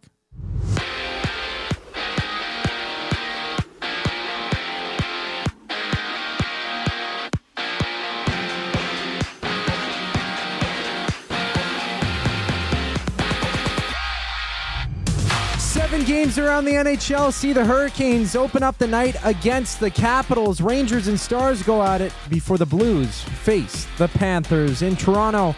2-time Stanley Cup champion Matt Murray has been recalled from the AHL and will make his start for the Leafs in their game with the Sabres. Down south, Hollywood Brown has been activated for the Chiefs and will make his debut tomorrow against the Texans, while Deontay Johnson has been waived by the Ravens. On the court, Thunder and Heat throw it down with 3 games around the association. This sports update is brought to you by Sit and Sleep. And Sit and Sleep has kicked off its Boxing Week sales, where you can save big on all the major sleeping brands. Get a queen-size Euro-top mattress with patented non-flip pocket coils, gel memory foam, and 5 comfort zones for half price at just $3.99. Shop great deals like this and more at Sit and Sleep, but only while supplies last, so don't miss out. Get to Sit and Sleep in South Edmonton Common, next to Planet Fitness. The Reid Wilkins Show returns after the break. I'm Zachary Kubusch for your sports update. Don't feel like working? Join the Hangout. You never know what you might hear. Weekday mornings 9 to 11 on EdmontonSportsTalk.com.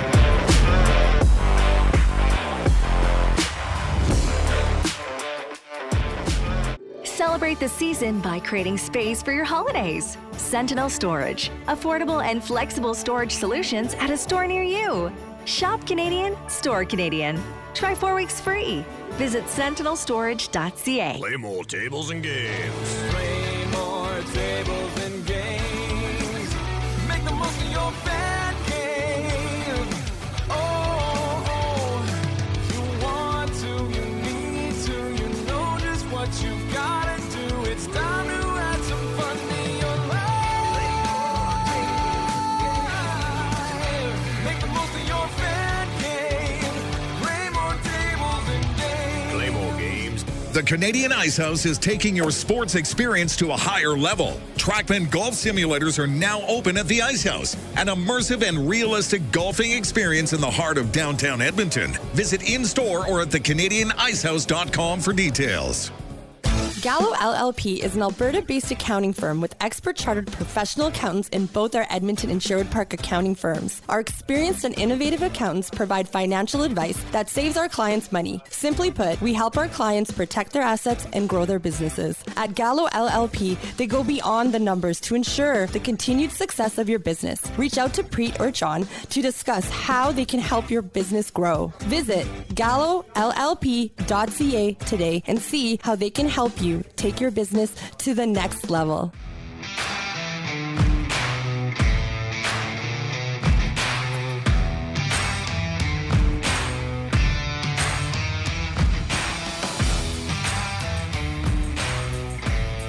Joining us this afternoon, Jay and I are in the James H. Brown studio. James H. Brown, personal injury law firm, the heavy hitters of injury law with over 200 years of experience. James H. Brown will get you the settlement you deserve. Visit them at jameshbrown.com. Book your private consultation today. It's always a pleasure to catch up with this gentleman because I have been interviewing him since he was in high school, and he's now having a great National Football League career running back for the Carolina Panthers. It is Chuba Hubbard checking in.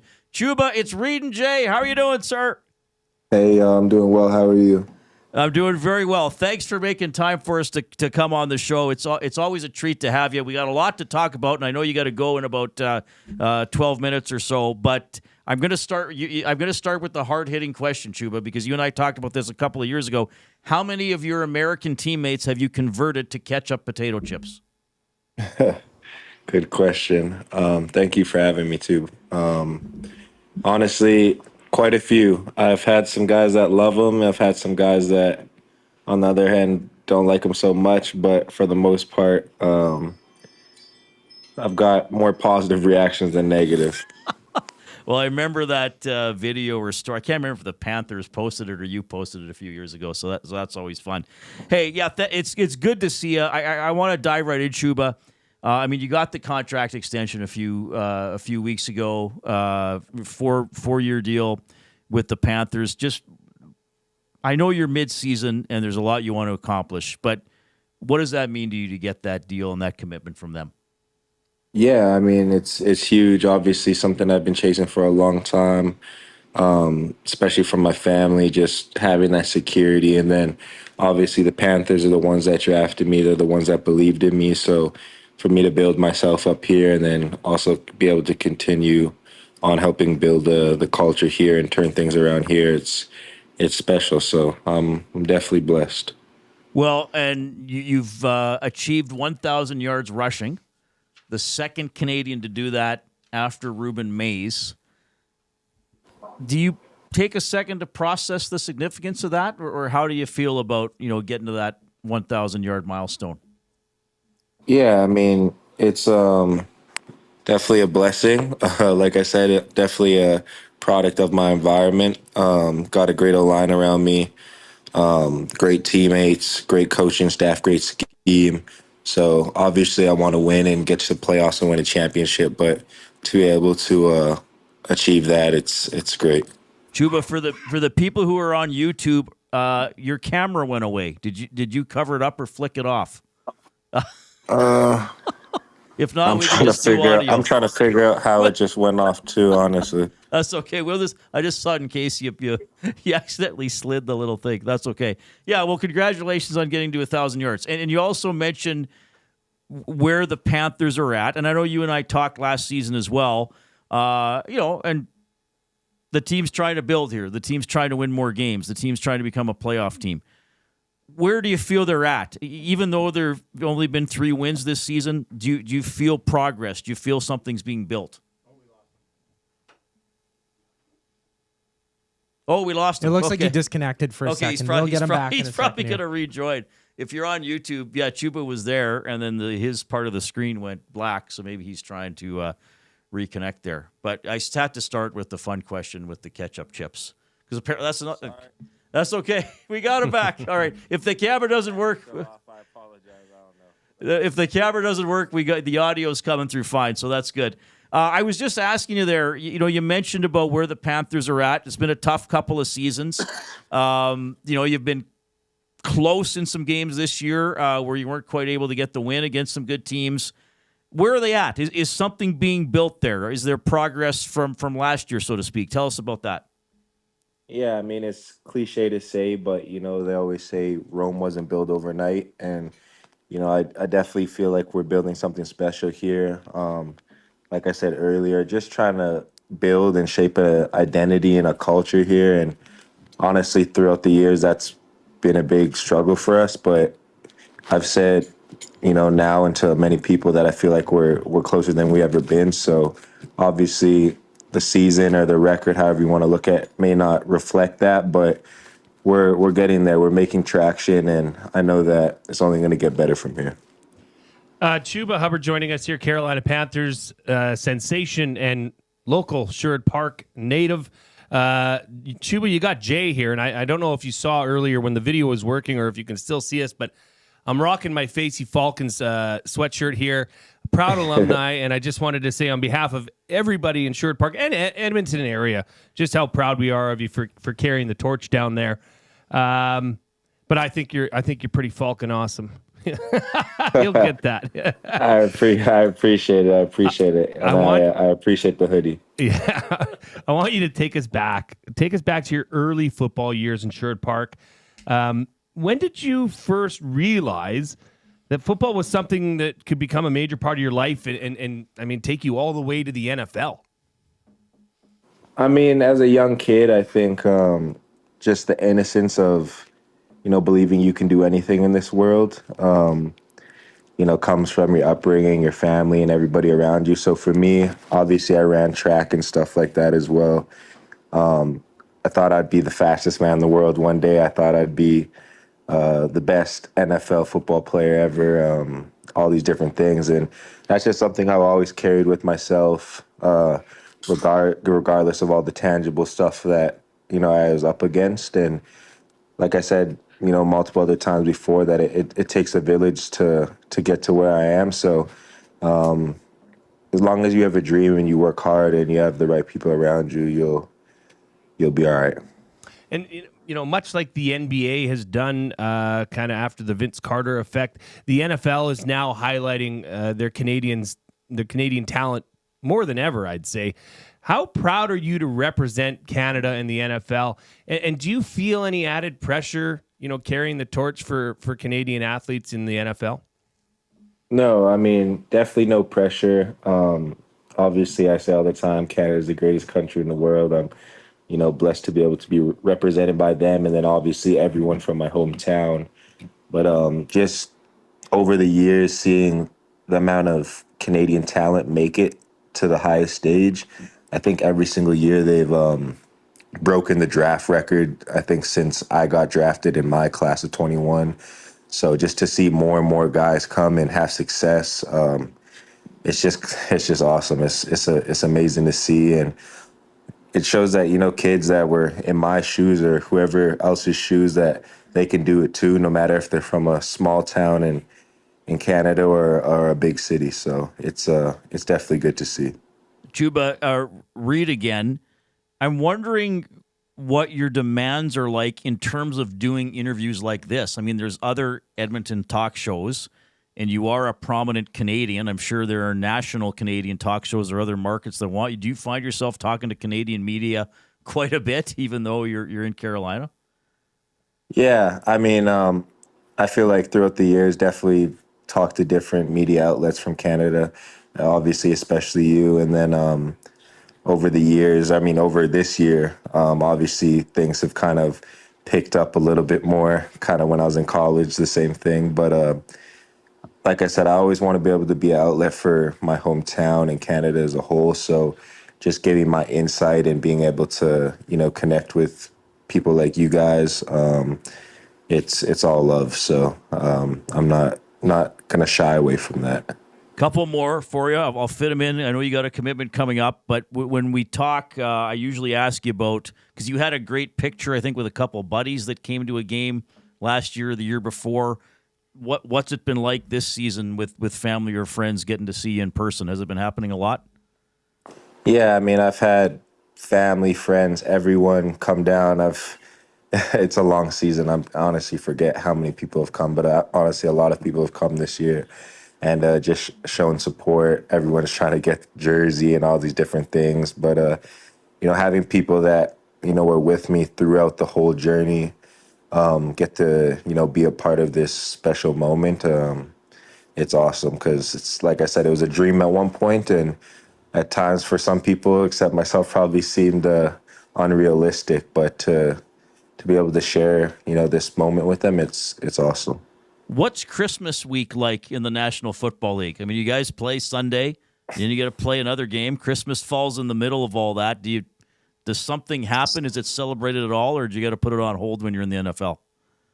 Yeah, Christmas is a special holiday. All praise to Jesus Christ. But for us, it's just another work week. Monday's gonna come. Got to get my body right. Tuesday, same thing. I'm sure they'll give us some time on Christmas Day, but we still play Sunday, so we don't really get too many holidays. Okay, and the last one, I got to ask you, because whenever you're at Rogers Place at an Oilers game, they always put you on the Jumbotron and you get a big cheer. So what were you like during the Cup run? Or were you, I don't even know if you were I can't remember if you were in town for something. Like, take us through your journey during the Cup run last season, and then the time you've had to follow the hockey team this year. Yeah, obviously it was a crazy playoff, just whole series versus everyone. But the last series in specific, obviously was crazy. I was really hoping we were gonna pull it off. But I was actually on my way to, I forget, it was like game 4, maybe 5, whatever their last home game was. I was actually on my way there. They're going to have me come out and stuff like that. They got me tickets, all these great things. And my flight ended up veering off to North Dakota somehow. And I don't even know how the pilot was we miscalculated something. We ended up here. So I don't know how that happened. And I got stuck in North Dakota. And then we flew to Colorado, and I was like, okay, this is the day before. So I'm like, okay, I'll be able to get a flight the next day and still make it. But there was no flights at all. So I was stuck in Colorado for a night or two. And then I ended up actually giving the tickets away I was supposed to do a kids camp, like a Nike NFL football kids camp. And we ended up giving the tickets away to, a lucky kid there, and they enjoyed it and had fun and stuff. So I'll be able to make up for that this year when we shake back. Okay, I did not know that, and you never found out how they just screwed something up, eh? Yeah, he's like, I don't know if it was an excuse, but they're just like, we went the wrong way. I'd never heard that ever in my life before, but I was just like, I wasn't like getting upset or anything. I was like, this is just what it is. I'll get there eventually. But honestly, I obviously didn't. But oh man, and missed a great game. But they've obviously, regardless of the outcome, they finished strong and played great. And then obviously this year they're playing great. I know they just were coming off like an 8-game win streak or whatever. So I know once it comes playoff times, back in action, and I'm excited to watch it as always. Chuba, was there at any point in that where that plane veered off? Did you feel, did you sense an opportunity to take over the cockpit and get the plane safely to Edmonton yourself? Yeah, I mean, once we parked and people were getting mad, I was gonna kind of try to calm everybody down and let them know I'll just take us to Edmonton here, tell the pilot to move over. But obviously they didn't let me do that. But it obviously just wasn't meant to be, but it's okay. Like I said, this year, I know it'll be a great year. So I got to make sure, like the last couple years, I've been trying to come down for a playoff game. And the year before, I just missed it because I was trying to hold off. I was like, we're going to make it all the way, so I'm going to wait for the Stanley Cup. We obviously were short then, but then this year I was like, okay, we're here. Like, it needs to happen. And obviously didn't. But then this year, that's the plan. I'm not gonna miss it this time. Chuba, a lot of love for you from our listeners on the text line and in our chat on YouTube. I know you're busy, but when you're in Edmonton in the off season, if we can get you to the station here, we got a special wall in one of our studios that a lot of our big name guests have signed. So we'd love to get you on that someday. But thanks for fitting us in here on a Friday night where you are and you're getting ready for a game in a couple of days. You're an absolute gentleman for doing that. Congratulations again on the contract and the 1,000 yards, and all the best the rest of the season. No worries. Thank you guys. Thank you guys for having me. Always good to talk to you guys. Sorry about my camera again. I honestly don't know what happened, but I appreciate you guys. Right on. Appreciate you as well. That is Chuba Hubbard joining us from the Carolina Panthers. Sorry, what high school did he go to again? Oh, I believe that's Bev Facey. It's Bev Facey. Sherwood Park, yes. Yeah. Okay. 99 Colville Boulevard. He saw the sweatshirt. He did. He definitely liked it. Yeah, he definitely liked it. Like I said, I've been talking to Chuba for what is he now? 26. He's 25. Sorry, he turns 26 in June. So he was probably 16 or 17 the first time I interviewed him. And one of my all-time favorite interviews, I told this a couple days ago, was we had him on Inside Sports when he committed to Oklahoma State. And unbeknownst to Chuba, we arranged with the X to have a Darius Bowman call in as an Oklahoma State alum and talk about him going to Oklahoma State. So that was fun. He's a great representative. Like he's so soft-spoken, though, eh? Like he's so humble, and you can tell he's grateful and works hard at what he's doing. And I'm glad it paid off for him, literally, with that big contract. I mean, what an opportunity. He talked about security. He talked about taking care of his family. And, yeah, I hope that he is one day soon on a winning team, where we might see him in a playoff game or two. Because, he didn't shy away from that either. It's been tough there for the Panthers for a couple of years. Well, and they've got their future running back in Chuba Hubbard. I mean, that's a difficult position to fill. They've got him locked in. Now they need to decide and figure out what they're doing at quarterback and start building the pieces around him. But you know what? Like he said, Rome wasn't built in a day. And these teams, the ebbs and flows in the NFL are real. They happen. I mean, there was a point where your team was great in Seattle, and there was a point in Washington when things were good too. So it just takes time. And now they've got their feature guy. Yeah. And they're feeding him the ball like a feature running back finally. Well, and it is possible to turn things around in the NFL quicker than I think the NHL. Now, the Oilers were unusually bad for a long time, but look what we're seeing in Buffalo. I mean, even Florida's good now. They missed the playoffs 10 years in a row. Like, if you get in a rut, it's a long time to get out. I think in the NFL with some of the parity, and I know the salary cap, it's a large amount of money. You'd have to really overspend to hit it, but there is a cap, and there are trades and guys released and all like that. So yeah, but great year for Chuba. He's doing an awesome job with the Panthers, and we love having him on the show. Jared in the Nasty Chat. Chuba, where are we going? Pilot. TBD, brah. That's awesome. That's a great reference. But he was, he was, like when he was in high school, he was literally unstoppable. I mean, we'd see his stats. Yeah, it was like 220-yard game, and he didn't play the last quarter and a half because they were so far. Like, you know what I mean? You know what it was like? It was like playing Tecmo Bowl when Bo Jackson would just dominate the game. And then even some of his games in Oklahoma State. Yes. You know, I mean, he was Big 12 Offensive Player of the Year, I think it was the year before he got He was drafted. an All-American. Yeah. I mean, that's a big deal. And they had Justice Hill there as well. Right. They had a really dynamic running back backfield. Yeah.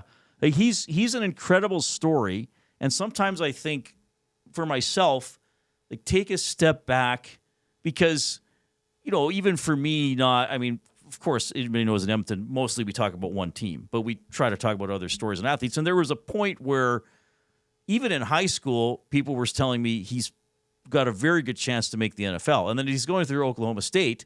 It's like he is going to make the NFL. So if someone, you know, when you're living it, it kind of becomes normal. So sometimes I stop to think like, this is a huge deal. Massive. Like this guy from Bev Facey, you know, from the Edmonton area, he's grinding it out in the National Football League. It's a great story. Chuba to the people and young kids in the football community here is like Vince Carter was to young basketball players in Canada. And look what's happened now. I mean, some of the best players in the NBA are Canadians. Yeah. That has effects. That has side effects that are positive for football in this area. And he comes back every year in the offseason and does camps and works with kids. Right. He's a very generous, giving guy. And I think he still does stuff around, is Oklahoma State, what's the town? It's not College Station, is it? No, that's Texas A&M. That's Texas A&M. I'm going to check. But yeah, I think he still does stuff around where he went to university. So, I mean, it's the old cliche term, but about giving back. Stillwater. That's Stillwater, Oklahoma. Yeah, but so we're happy to have him because we've kind of been back and forth with the Panthers PR team a couple times throughout the season because he is busy, as I mentioned. He is in demand because people want to talk to him because he's a great story. So we were very happy to have him on. Hope everybody enjoyed that. 780-218-9999 is how you can text the EST inbox. You can jump into the Nasty Chat on YouTube. We appreciate the feedback about Chuba's interview there. Continue to give us a thumbs up. We are creeping toward 100. Everybody just do it. Don't delay your pleasure. Do it now. Call two friends to do it because I want the secret word from Jay. I want to see if I can spell it and figure out what it is. We'll also get to the oil understood for GCL Diesel in a couple of minutes. It's the Reid Wilkins Show with Jason Milne.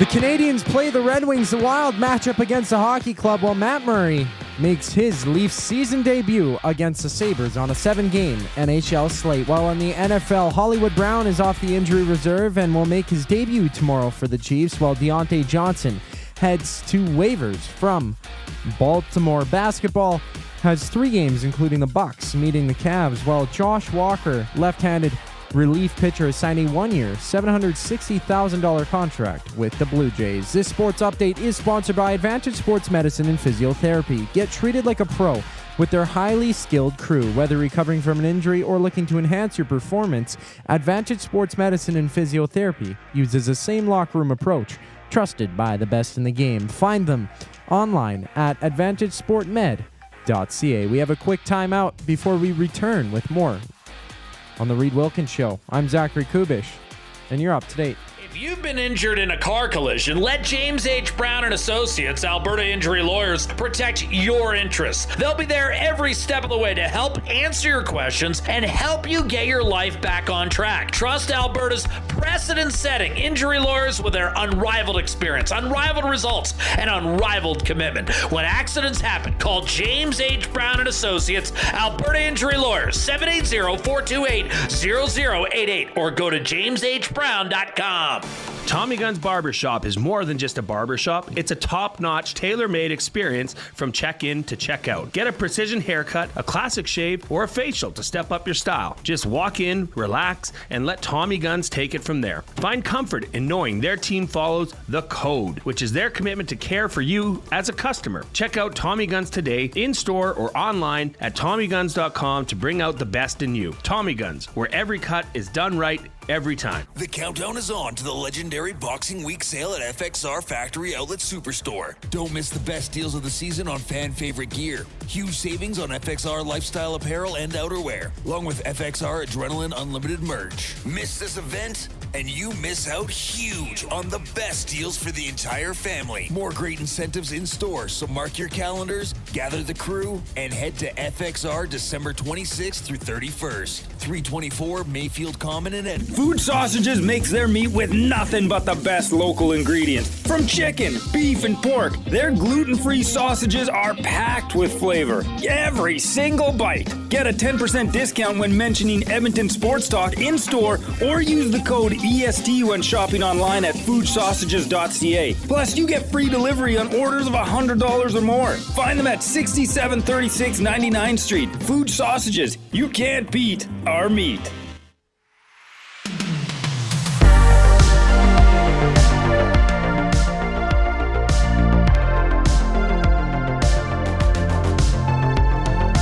Yeah, I had not heard that story. So Chuba said he wasn't sure of the game when he was doing it live there because he was trying to remember. But it would have. He said the Oilers' last home game in the Cup final would have been Game 6. He said he's being flown to the game to help pump up the crowd. Pilot says, "Yeah, we're not going to get to Edmonton. We're going to land in North Dakota. Sorry, something's wrong." Then they get him to Denver, and then there's no flights to Edmonton. So the Oilers got to make the Cup final again now to get Chuba to. Note to OEG, don't wait until the final home game of the series this time. Do it in the first one. Hey, yo. Oh, my. That's a crazy story. I've never heard of, what did they do, not put enough fuel in? Like misnavigate? I've never heard of that. What about a Oilers-Hurricanes rematch? That'd be neat. Well, that'd be crazy. Yeah. Yeah. 780-218-9999 is how you text the EST inbox. You can email Reid at EdmontonSportsTalk.com. We're also looking for William Huff, the off-topic topic, your Christmas, either your favorite, your most emotional, your longest-lasting Christmas family tradition. We had a few ones coming in earlier. We were debating the merit or lack of merit of the family matching onesies, as well as how quickly or not quickly everybody tears open their Christmas gifts. I still can't. I still don't know why or what you would. Why you would open the gift so fast and all at once? Yeah, I'm not sure either. Is that so? In the nasty chat, we have pleasure delayers. Yes, so, like that would be normal on Christmas Day. But what's the opposite? A pleasurer? Yeah, like an over exuberant pleasurer. Les says maybe they didn't tip the pilot. Yeah. Yeah, included in your airfare now is a tip. Yes, that's pretty good. Okay, we better do the Oil Understood through GCL Diesel, providers of the best diesel engine components around, from turbochargers to injectors, fuel pumps to sensors. They are the critical engine component experts, proud to serve Edmonton and Northern Alberta for over 50 years, and now a proud partner of Edmonton Sports Talk and the Reid Wilkins Show. GCL Diesel. Diesel. Understood. Okay, so the Oilers practice today at Rogers Place. The game tomorrow against the San Jose Sharks is at 2 o'clock. So our coverage will commence at 1 o'clock with Tom and Hernan for the GCL Diesel Oil Stream pregame show. They'll be on right after the game for the postgame show. Sunday against Ottawa, it's a 6 o'clock game, so the pregame show is at 5. D pairings at practice today. Nurse with Bouchard. Ekholm with Emberson. Kulak with Stetcher. The forward lines, McDavid between Nuge and Hyman.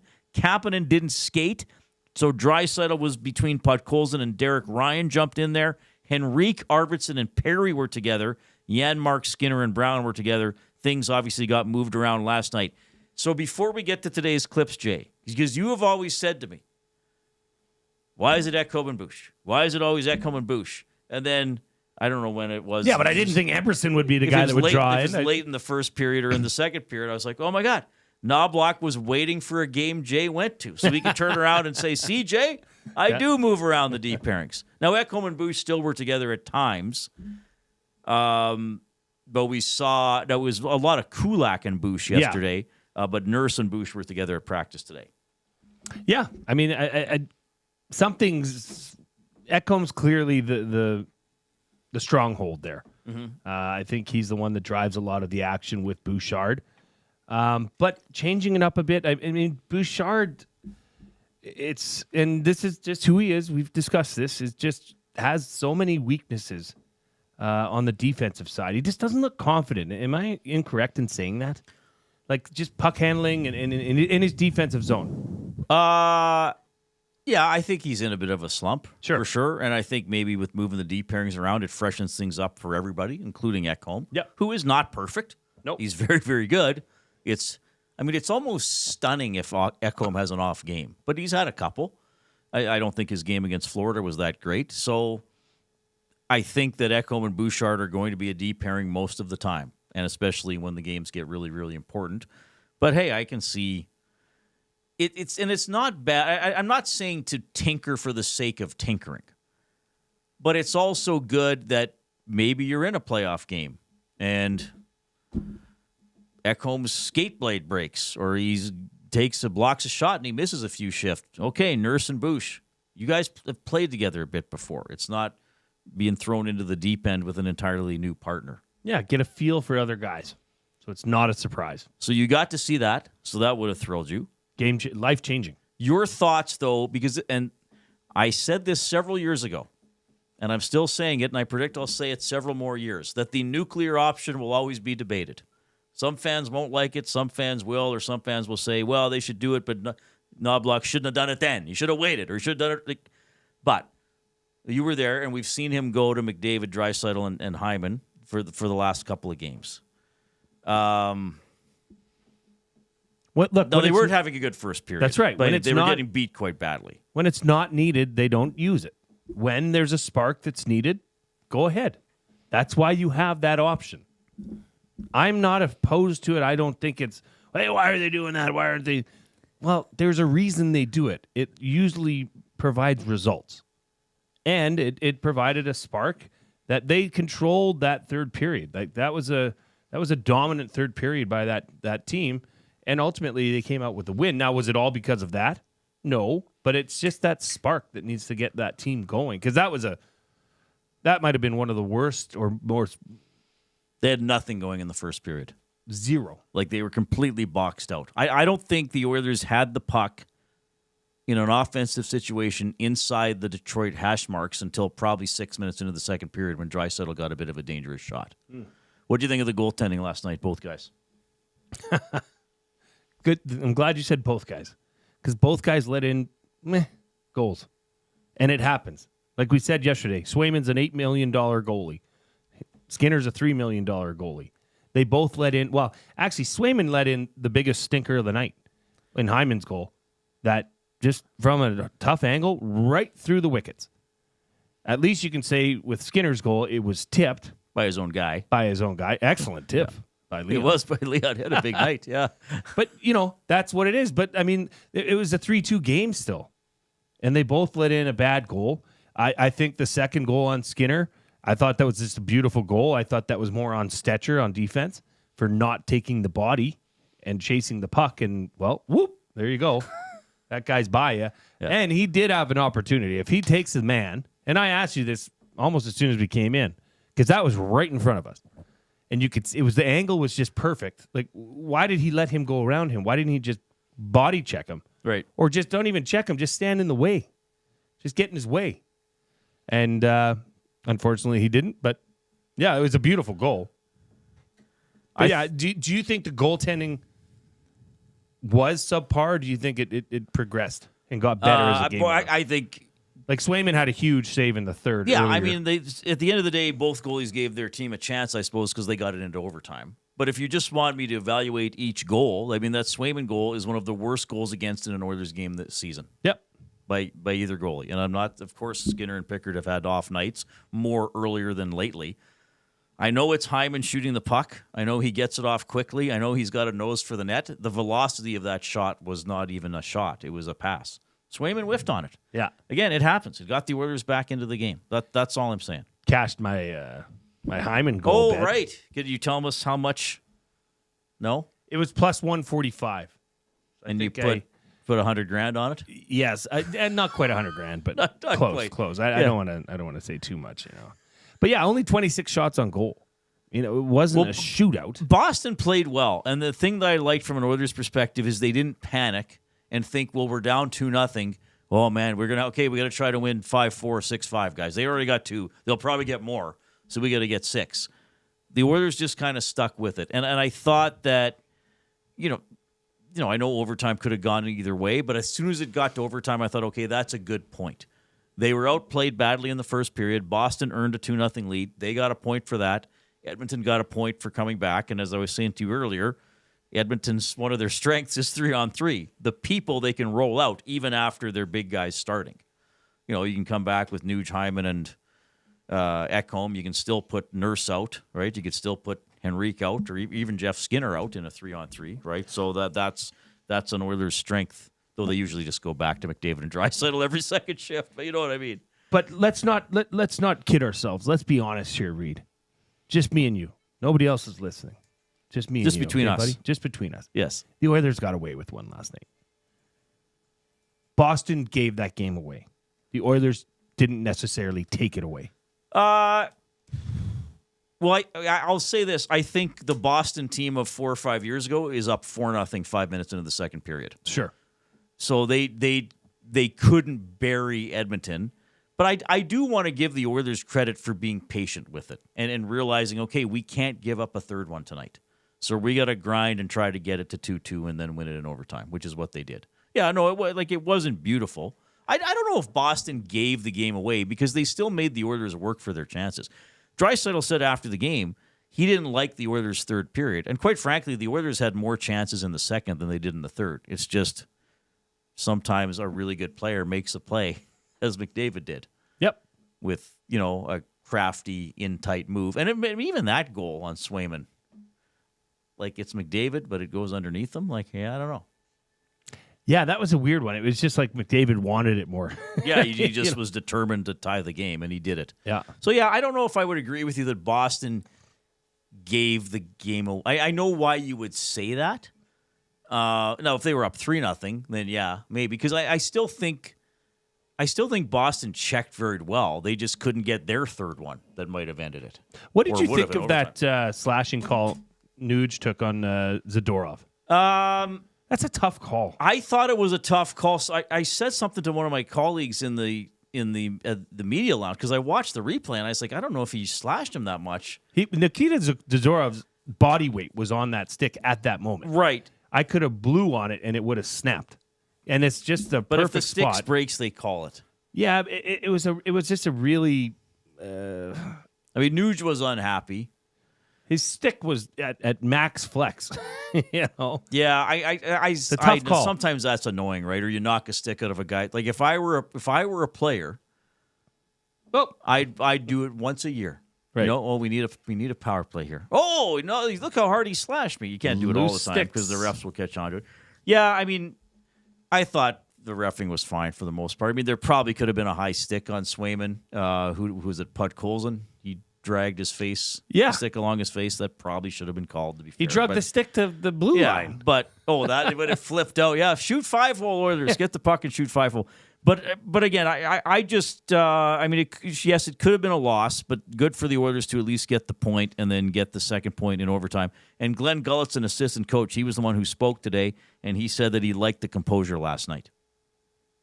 Yeah, that's the biggest thing that I took out of the game. Like, you can go through the video and look at the stats, but if you just were sitting behind our bench, the team just stayed with it. The first one goes off Leo's stick, and then it's 2-0, and hey, Boston played really well, and we knew it was a grind, and you could hear the players saying, it's going to be a grind, and we stayed with it right till Connor tied it up, and that's the mentality, again, you need to have if you want to have success in this league, sticking with it. Yeah, so I would give the credit or the Oilers credit for that, and good teams do that. They can take a punch, or as I often say, figure it out. Recognize what type of game you're in, and you might have to win that way. Gulletson was also asked about the biggest change he's seen from the start of the season. Probably mentally. You do what we did last year, and you lose in Game 7, and then you come back the next year right away, short summer, and you see this 82-game schedule, and the league is hard. It's a hard league, and sometimes you want to skip those 82 and just get right back to where you were before, but you can't. And I think if you look at our mentality at the start of the year, we had to get in a little bit of a rhythm and a mental mindset to play the 82, and you can see now that over the last month we have, and that's the biggest thing. I can remember other players in Florida talking the year before and saying how big of a challenge it was to get going from at Christmas till about Christmas before they got going, and because they played Vegas the year before. So I don't think it's any different for us. Glenn Gulletson, giving Chris Knobloch a day off today with answering questions from the media. Leon Draisaitl, 3 points last night. He gets to 900 career points. Gulletson's been here a while, Jay. He's been an assistant coach of the Oilers since he was hired in May of 2018. So he's been here the bulk of Draisaitl's career. Had these observations about watching Leon grow. For me, it's just both ends of the ice. He always had that ability, but now he really does it. You guys probably look through some video or see some clips where he's tracking back like crazy and stripping pucks and doing those things. And I think that's where his game has come. It's a way more complete game than it was 7 years ago when I was here. And then, he's just developed in all ways, like physically and the ability to score, the ability to make plays. So he's just gotten better with age. All right, a little bit there from Glenn Gulletson after the Oilers practiced at Rogers Place. Captain Connor McDavid also spoke. He was asked about Macklin Celebrini and the San Jose Sharks, who they play tomorrow. Well, they're obviously very early on. Seems like everybody's so young, but they got some real good veteran pieces as well. Their back end is better than people give them credit for, with Cease there and Wallman and guys like that. So I think they're a better team than people really give them credit for, and we'll have our hands full for sure. San Jose, they have lost 3 straight. They have sunk to last place in the Pacific Division, 11-19-5. They are on pace to have their best season in a couple. They were really low down the last 2 years. I am looking at Edmonton now up to 19-11-2. I am looking forward to seeing Celebrini play.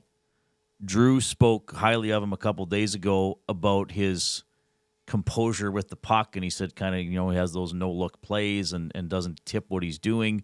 Tom and I were talking about on the Oil Stream, is he going to be better than Bedard? Bedard has more hype, and he's in Chicago where he's going to get more attention. I wonder who's better 5 years from now. It's tough to say because at that age, too, there's so much pressure. A lot can change, yeah. And a lot can change. And then the team around you can affect how good you look, too. I think that Celebrini has the ability to help his team more, if that makes sense. That's a decent team they've got there. They just need to get some key pieces to build around him. But I watched that game against Toronto, and it was Winnipeg, where the Jets won 4-3 earlier this week. It was electric. Yeah. Every time he touched the puck, good things happened. It really. So if you're going to the game tomorrow, check this play. Well, you'll notice them. Portions of this hour presented by Canadian Brewhouse. NHL lives at the Canadian Brewhouse. Every Oilers game day, get $1 off tankers of Molson Canadian and Coors Light. You can win game tickets and 2 tickets to a surf and turf dinner at the end of the season. Full details at thecanadianbrewhouse.com. Give us a thumbs up on YouTube. Encourage at least 2 other people to do so because I want to hear the mystery word. I want to see what Jay got today. We are slowly approaching 100, so we want to get to at least that. We still have our game of the night for Playmore. We got buying or selling for Damon Bunting. We got a Christmas-themed top 3, all in the final hour of the Reid Wilkins Show with Jay Milne. Since 1952, William Huff has been the heartbeat of Edmonton's advertising world. From humble beginnings to a citywide powerhouse, we've been the go-to for signage from print to design and installation. Partnering with Edmonton's top sports franchises and major events, we've helped shape the city's global reputation. Our secret? Unmatched customer service, decades of experience, and a passion for excellence we call the William Huff Advantage. Visit us online at williamhuff.com. You've always known GCL Diesel as the experts in diesel fuel systems, but did you know that GCL is also your source for turbochargers and turbo repair? As a turbo supplier for Garrett, Borg Warner, and Holset, GCL can provide genuine original equipment turbos at wholesale prices. Whether it's diesel, gas, natural gas, or performance, we can provide you with the turbo or custom repair you require. Turbo questions? We've got turbo answers. Visit us in the West End or online at GCLDiesel.com. GCL Diesel, turbochargers understood. You want the heavy hitters on your team, both on and off the ice. If you've been injured in a car accident, call the heavy hitters of Injury Law. James H. Brown and Associates, Alberta Injury Lawyers. With over 200 years of combined injury law experience, their precedent-setting lawyers are ready to help. Locally owned and proud Edmonton Oiler fans, James H. Brown and Associates wants to support you with their unrivaled experience, unrivaled results, and unrivaled commitment. When accidents happen, head to jameshbrown.com. Get to know the winners, props, plays, parlays, and more with Nielsen and Hustler. Weekday mornings at 11 on The Lock Shop. Only on EdmontonSportsTalk.com.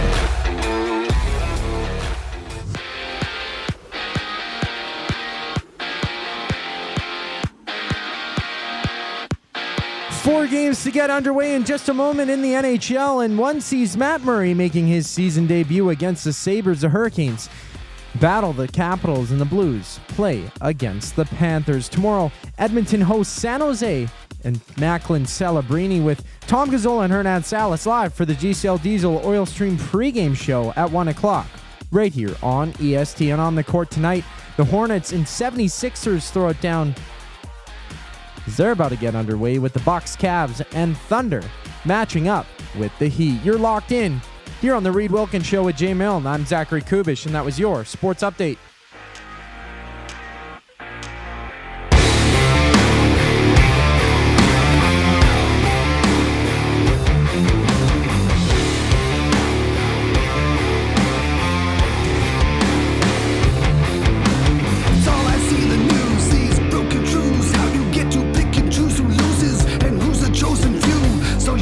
Jay, it's your final hour of work for 9 days.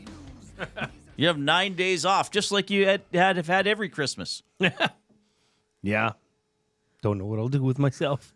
Okay, so if you were still, and a year ago you still had the furniture store, right? Might have to finish that puzzle I never started.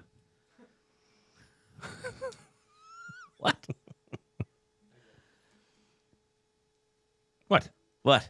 I might have to finish the puzzle I never started. You never started it. That's right. You didn't have time. Never tried it. Do you have a puzzle?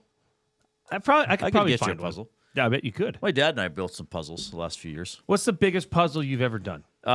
We did not a big one. We've done some 500s. 500 That's pretty. piece ones. Is that not big? Well, there's 1,000-piece puzzles. There's probably, we'll look up largest puzzle ever in the world. Or just most puzzle pieces.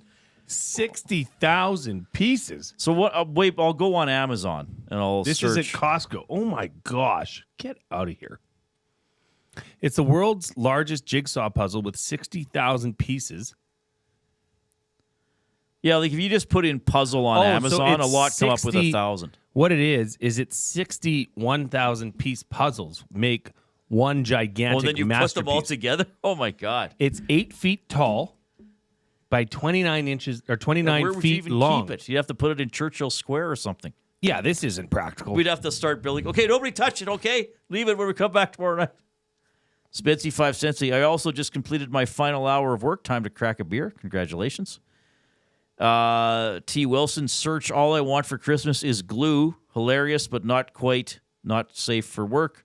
You'll thank me later. We'll look at that later, maybe. We might look at that later. I appreciate suggestions, but I know everybody has a different idea of not safe for work or safe for work. So we might watch that on our own. That is funny, though. T. Willison's from where? I don't know if I've met them. No. Why? I don't think he's from here. Okay. But I want to, I don't think he's from Indiana. Okay. Why would he be? Well, I just know he's from somewhere in the U.S. Oh, sorry. Okay. Well, you've ruled out one of the 50 states, Jay. No, I know. I just said if he was from Indiana, we should call him up and get him on the show and set up this bowl game tonight. CSI Jay Milne. Jay, what do you think of the evidence? I don't think the killer's from Alaska. No, the body was found in Florida, Jay. So. See, I knew it was an I. He's from Illinois. Illinois, and he's a minor. Oh, sweet. Wow. And why does he listen again? I can't remember. I believe he's an Oilers fan. Nice. So this is the way to do it. Well, we appreciate anybody who tunes in, and it's always cool to have people from across Canada, the United States, or even international checking us out. 780-218-9999. Keep giving us that thumbs up on YouTube. We want to get to 100. We know some of you haven't done it, so do it. Tell 2 people to do it, because I want the word of the day, and we want to keep our streak alive of getting to at least 100. The off-topic topic for William Huff, your family Christmas tradition that is fun, sentimental, long-lasting, ongoing, whatever. We had some cool stuff about opening presents. Does it? I said mine be with my parents. We've done a fondue on Christmas Eve. Usually just my mom will make garlic bread. I'll make the dips for the meat, have a marinated salad, keep it simple, just kind of chill out. Yeah, with Christmas gifts, it's one at a time. Everybody watches. Yeah, slow your roll. Don't rush. Take your time. No need to panic. Donnie M says, come on, giving Nugent a break on the stick break. Those are called 100% of the time. Just lazy as usual. By Big us Uke or by said, Nuge? Well, I was saying that's a tough penalty.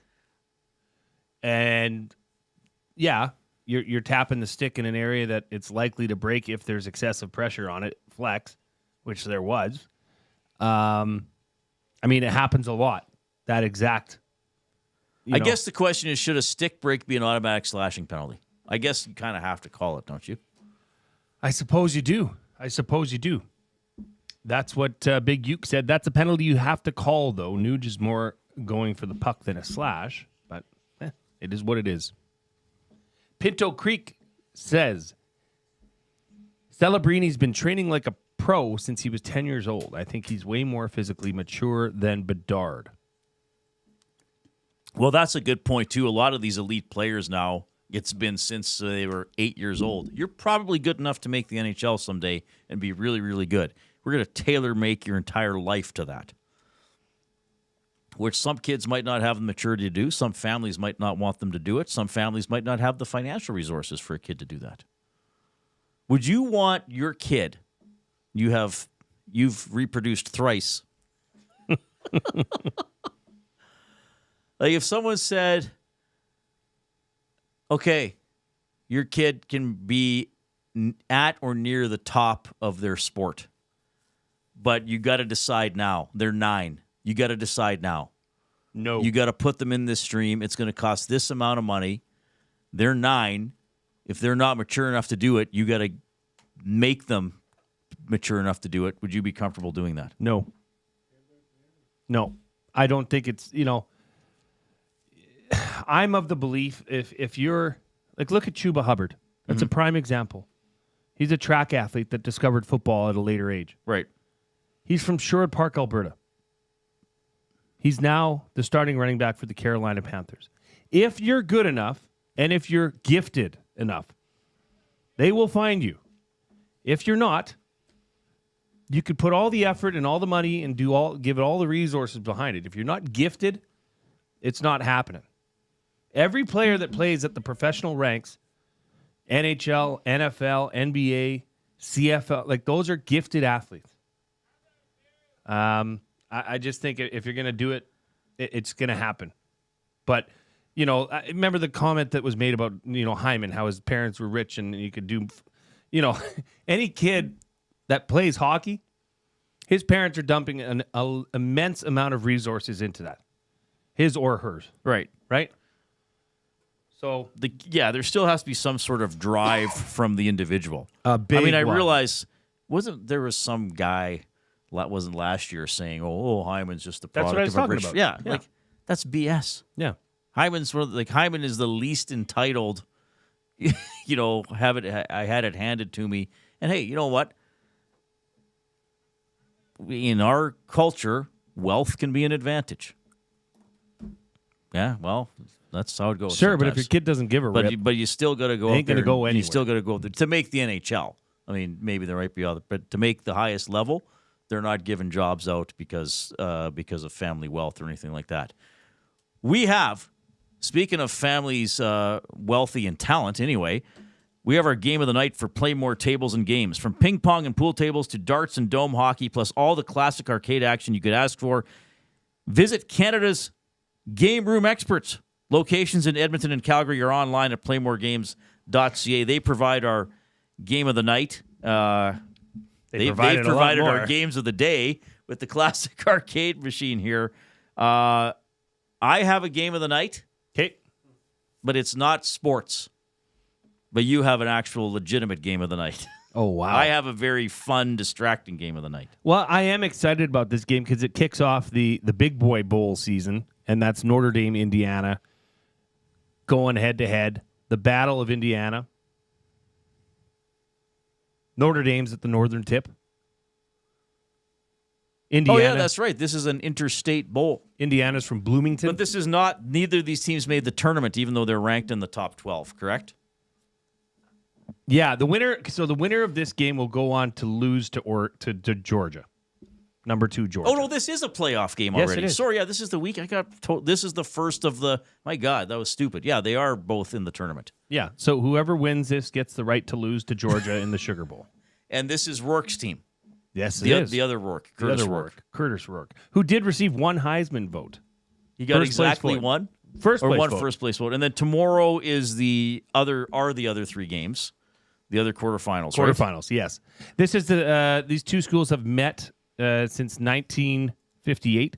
Notre Dame has a 6-game win streak over the Hoosiers back to 1951. And this is the one That doesn't make sense. Notre Dame's hosting, right? They are. These yeah. are the weekends that the team, they're in the home fields. South Bend. So tomorrow is Clemson at Texas. I'm picking Texas. That's a 12-point spread. I don't know. Clemson could lay an egg, or they could make it a 2-point game. I don't know which Clemson shows up. Tennessee plays Ohio State. Ohio State's going It's to 9 against 8. You think probably win that, but and then Penn State SMU should be a big Penn State win. I'm thinking Penn State's going to roll on that one.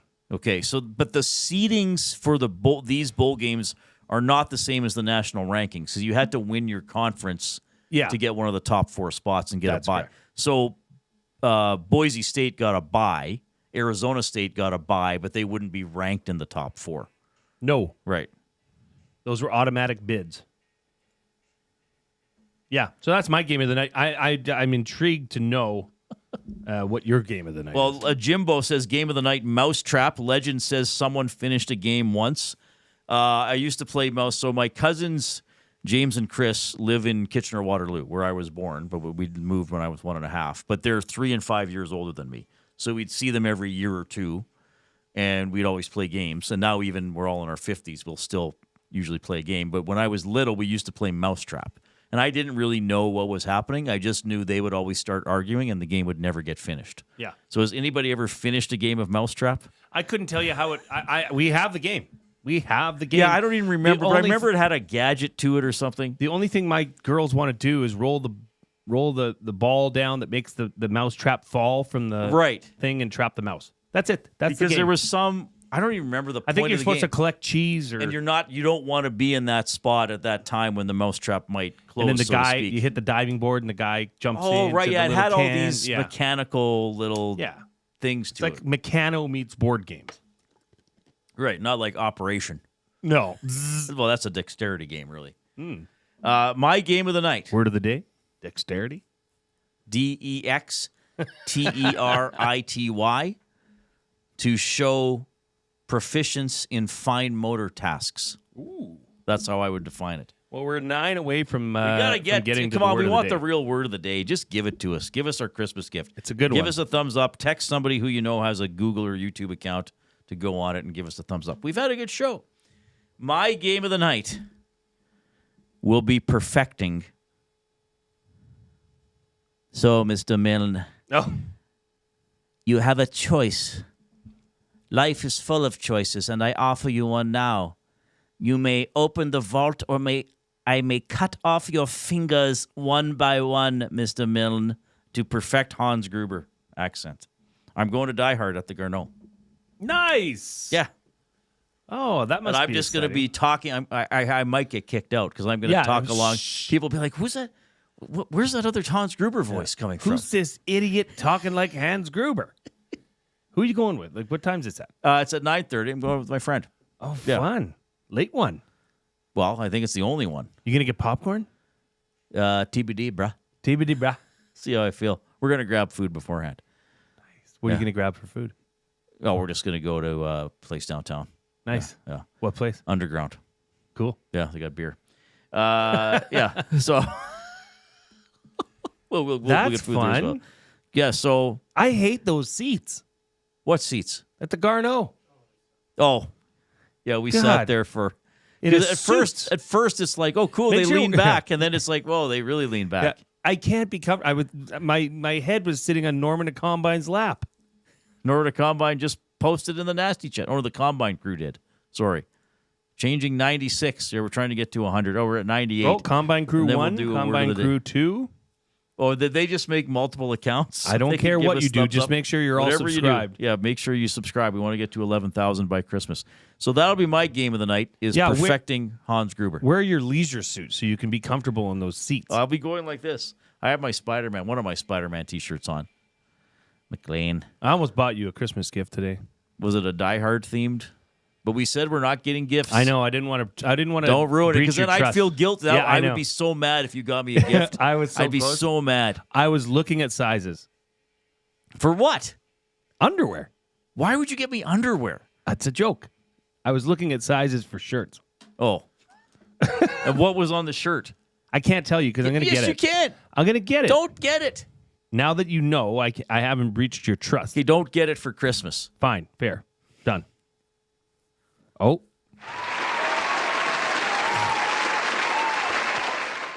We made it to 100. People rallied around us. They stopped delaying their pleasure.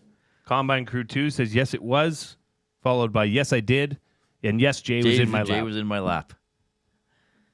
All right. Word of the day. Right now or after the break? After the break. After the break. Coob's got the sports update. Coob, you go now.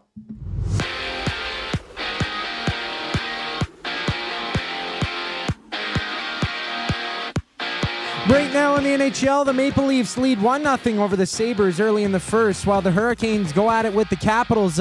Canadians and Red Wings duke it out, and the Blues and Panthers just getting underway with those three games in the first period and scoreless. And tomorrow, it's the Oilers hosting San Jose with Tom Gazzola and Hernan Salas live for the GCL Diesel Oil Stream pregame show at 1 right here on EST.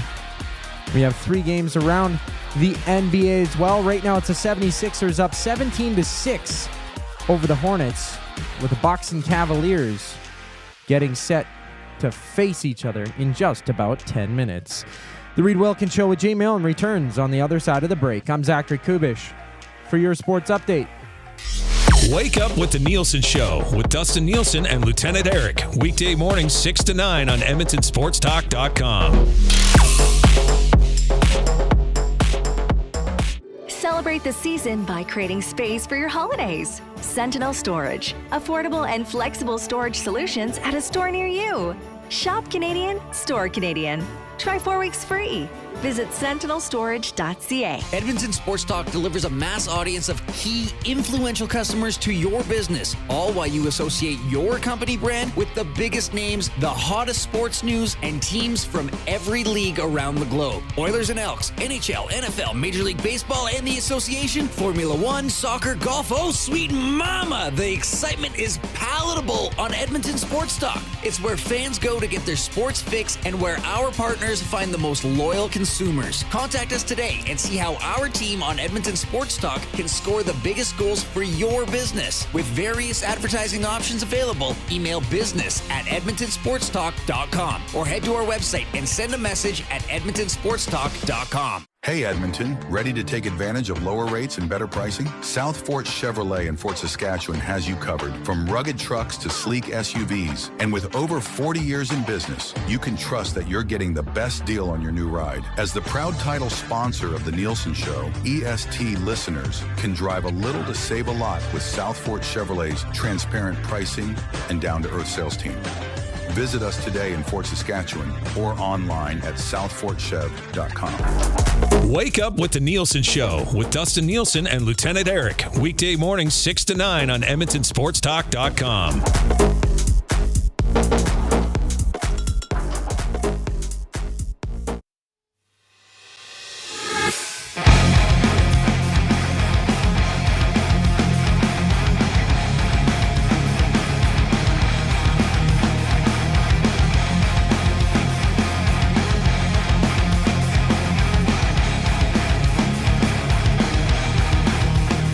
All right, thanks for tuning in this afternoon. 5:21. We had Luke Gazdic on the show. We had Chuba Hubbard on the show. We've been talking Christmas traditions. We've been talking about the Oilers setting up 2 weekend games as they play the Sharks tomorrow at 2 and the Senators tomorrow at 5. So we have the GCL Diesel Oil Stream pregame show at 1 o'clock tomorrow and 5 o'clock on Sunday. We will have a day of live programming here on EST from 6 a.m. to 6 p.m. on Monday. Jay's going to be off. I'm going to have Joaquin Gage with me for a while. Guy Flaming's going to hop on. Who knows what else I'll come up with? I haven't done a show myself since mid-July. Think you'll remember what to do? Nope. Well, I'll just probably come on here and talk. Well, I'll have people with me. There'll be times that, Kubusch is here. You should tell Guy to come in. I think he's pretty busy. I think he has to do it over the phone or on video. Why don't you get Iwunik in? Oh, he'll be gone by then, because isn't he doing the morning show? Oh, yeah. No, I don't want to make him. Hey, can you come back from 5 to 6, Matt? Yeah, that psycho said he wants to come in on Christmas Eve. Who does? Iwunik. Did he actually say that? Yes. And do what? It's just so work? nice. He wants to work here because... Oh, when there's no one here. Yeah. When there's all of us annoying scumbags not here to bother him. I'm like, why don't you not just... playing video games. Why don't you just come in on the weekend, brah? WFH, brah. Work from home. Oh. Yeah, yeah. WFH? I don't know what else that would stand for. We effing here! Yeah, that's right. 780-218-9999. That is the EST inbox. You can email Reid at EdmontonSportsTalk.com. Somebody send me a Christmas-themed limerick before the end of the show. By God. Please. And give us a thumbs up if you are on YouTube, as we have eclipsed 100 thumbs, which is pretty cool. All right. Oh, Guy said I could probably swing it if you want. Guy, I want you to take care of your Christmas stuff and your family stuff. So I'm fine with you doing it remotely. I'm not going to be He's that saying he demanding. could do it. But I don't want... You can't... He wouldn't say he could do it right, if he but didn't here's mean the thing. But here's the thing when you have a talk show. You got to know when to call it in, right? You got to know when to call it in, okay? So Guy is going to be out doing Christmas stuff, shopping with family, probably juggling a lot of balls. So you know what? I get it. Guy can go do it on the phone or on video or video, brah. But maybe on January 10th at the WHL trade deadline, the Oil Kings are going for it, and they trade 10 picks for like the 3 leading scorers in the dub around the league. And I'm like, Guy, can you come in, man? Like this, we got to do an hour on this trade. Yeah, truthfully, I'd rather be here when Guy's here. That'd be fun. Right. So, Guy, you can never see me when Jay's not around you. We take that us. back. You were not allowed. I just thrilled that Guy is listening to the show. It seems like that's an honor that Guy listens. It is. It is. When he chimes in the nasty chat, he's got some good quips. He likes aliens and Terminator. We have buying or selling for Damon Bunting, a consistent top-producing realtor in Greater Edmonton and among Western Canadian RE/MAX realtors. He and his team would love to help you find that right home or make the move from your current home. Community-driven, he understands what it takes to make a difference in our city. Check him out, DamonBunting.com, Instagram handle, Damon Bunting Real Estate. We are going to buy or sell the word of the day. I will try to spell it and get the definition. This is because we got over our first plateau of 100 thumbs up on YouTube. If we get to 130, which might be overly optimistic today, I think a lot of people are Christmas shopping. You tend to get in that season where you notice that there are other things going on in people's lives, which is fine. Anyway, word of the day, buying or selling for Damon Bunting. Guess it. I got to guess the word of the day. Persnickety. I don't know. Should I give you 5 clues? I would never get it. It's a mystery word of the day. Yeah. Well, I'm sure some listener can get it on Okay, the here first you go. try. It starts with B. God, now I was having a good show. Now I'm irritated. Why? Because of the mystery athlete of the game. Oh, I'm sorry. I didn't mean to bring it up. I'm still going to do it the same way. I'm just going to make it much harder. We schemed. The clues. These clues are not going to be easy. And the athlete will not be. I just might pick some South African cricket player. Well, or we resort to mystery of the day, or mystery of the game. Mystery person of the game? No, could be oxygen. Could be any word. The mystery word of the day. Could be Guba. Could be Great University Bear of Alberta. Blades of Steel. I mean, it could be anything. Well, I think we'll try mystery athlete again. I just have to I can't let up ever. All right. Clue number 1 starts with B. Bazooka. Incorrect. Good guess. So now I have to guess the mystery word. A word I don't know, I have to guess. And so a word I don't know how to spell and don't know how the meaning of, I have to guess its very existence to begin with. The word of the day, Riedrich, is okay. Beatific. Beatific.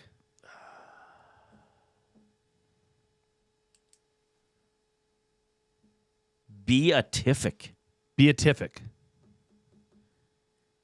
Beautific. Close. No U. Beatific.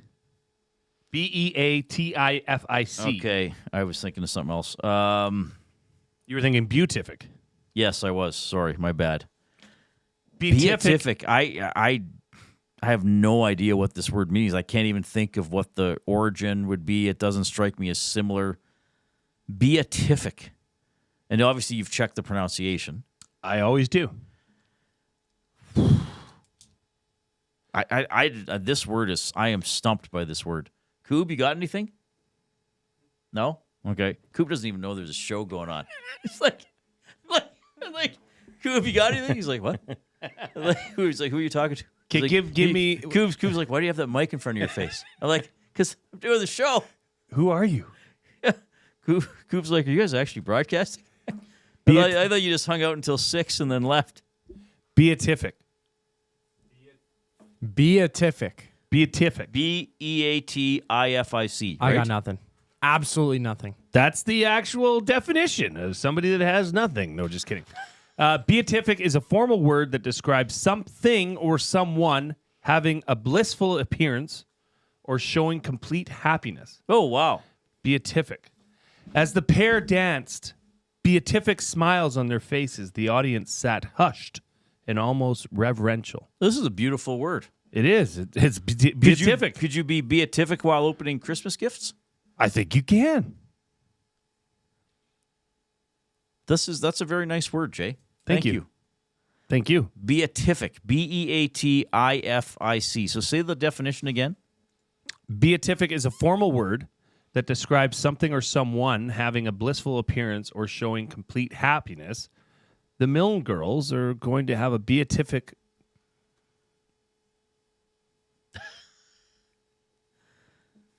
The Milne girls will be beatific when they open their beatific gifts. glow on their face while Right. they open their gifts. That's a good one. Yeah. Buying you or go. selling for Damon Bunting.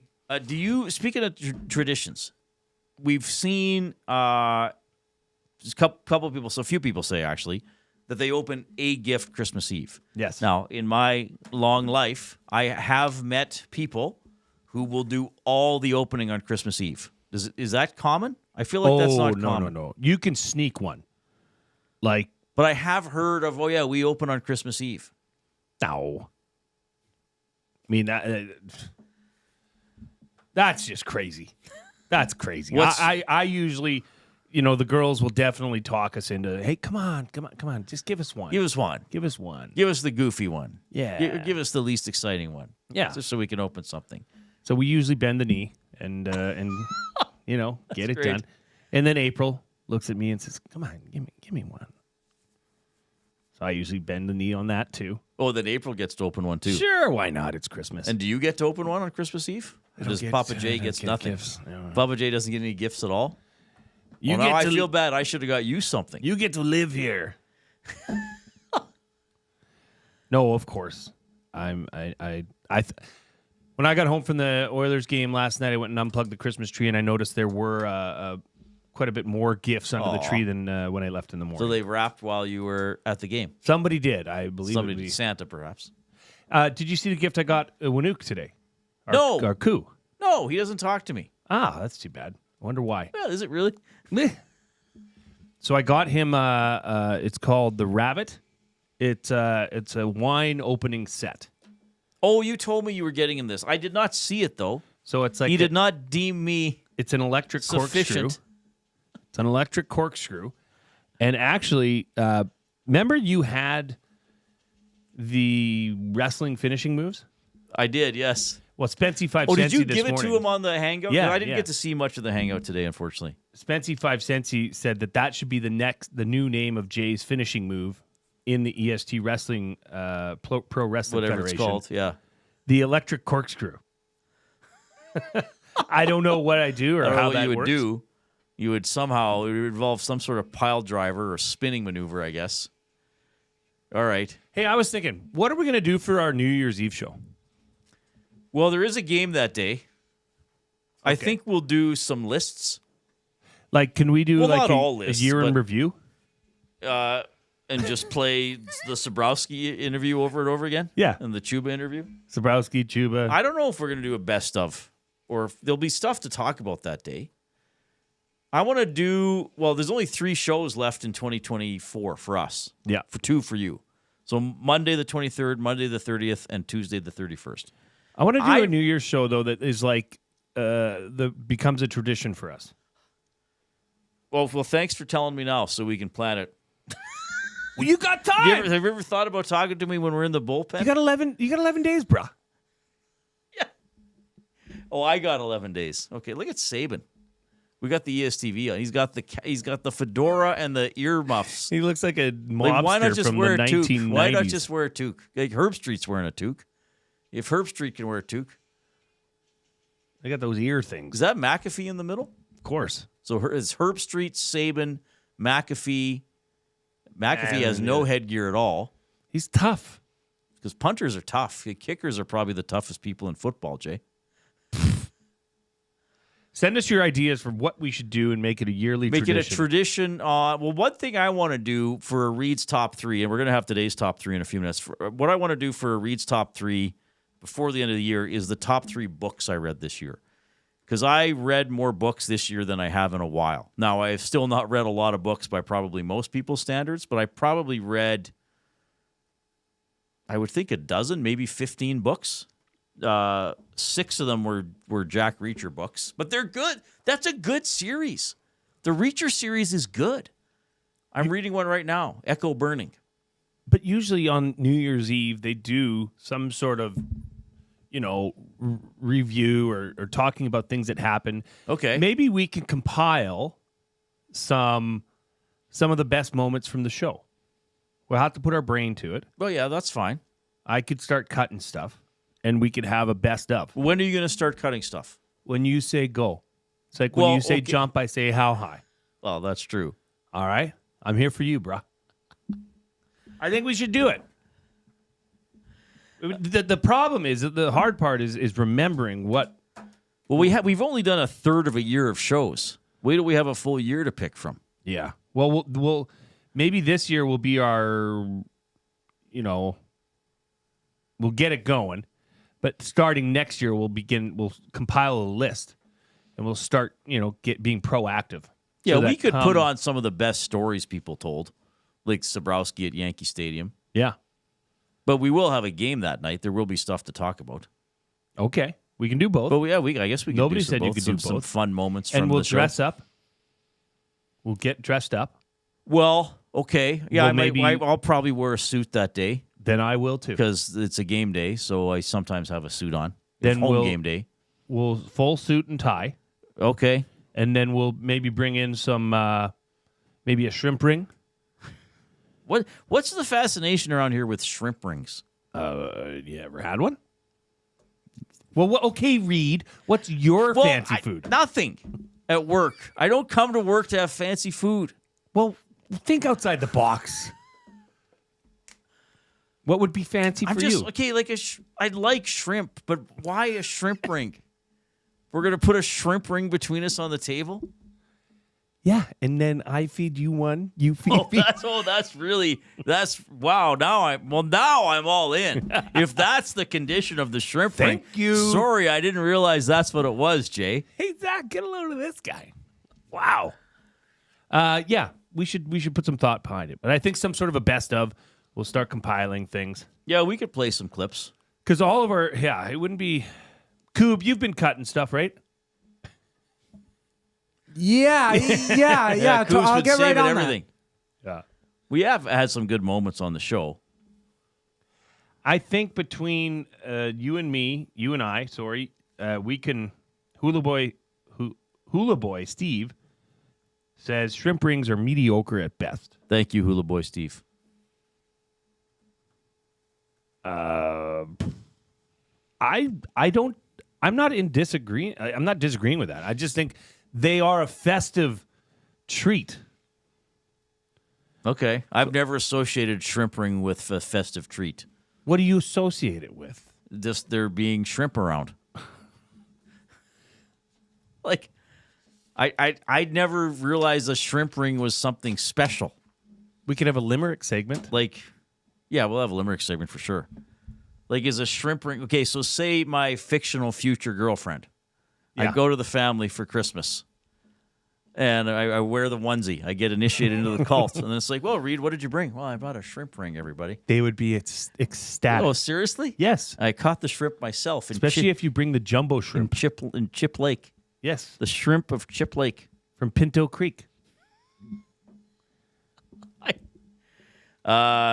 All right, sure. New Year's Eve, we can wear suits, which I do some days anyway. Yeah, thanks for being excited. No, I never get excited about anything. I have trouble thinking that far ahead right now, 11 days ahead. Okay, that's fair. But yes, we can compile some fun clips. We can try to think of something. If you want to have a shrimp ring, you can have it. Are you going to have Are they some? served cold? Don't you have to keep them in the fridge? No, they keep it cold underneath. You stuff ice under it. Oh, really? Yeah. Okay. And it's raw shrimp. Yeah. Seriously? It's raw fish? Yeah, it's raw shrimp. Well, I don't know. Is it? No, it's cooked. I think it's been cooked. It's cooked. I think it's been cooked. Yeah. So that you want that to be our thing. So 20 years from now, people will be, hey, what was that show where they ate the shrimp ring every Christmas Eve? That'll be our show. Yeah. Okay. I would be honored. Yeah. All right. If that's what you want, we can incorporate that for sure. That's amazing. I did not expect that at all.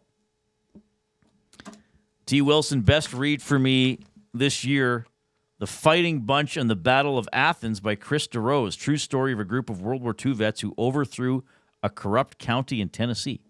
That sounds interesting. I've actually only been reading fiction. Have you ever read a Reacher book? Nope. Oh, you would like him. Yeah. I said the only he will beat the crap out of you if he wants to. I doubt it. Well, the general you. Tell him to show up. I'll give you the address. Hey, Reacher. What do you do? Reacher, I'm calling you out. Yeah, I've read some nice books, though. Good books. When are you doing that list? Well, I guess I'll do it on the 30th, unless I do it with Gager. I'm going to have a top 3 on Monday when you're not here. You have to have a top 3 every day. Yes, That's I do. a fact. That's a fact. And we're going to get to that, courtesy Food Sausage, when we bring you back to Edmonton Sports Talk, your clear choice for Edmonton Sports.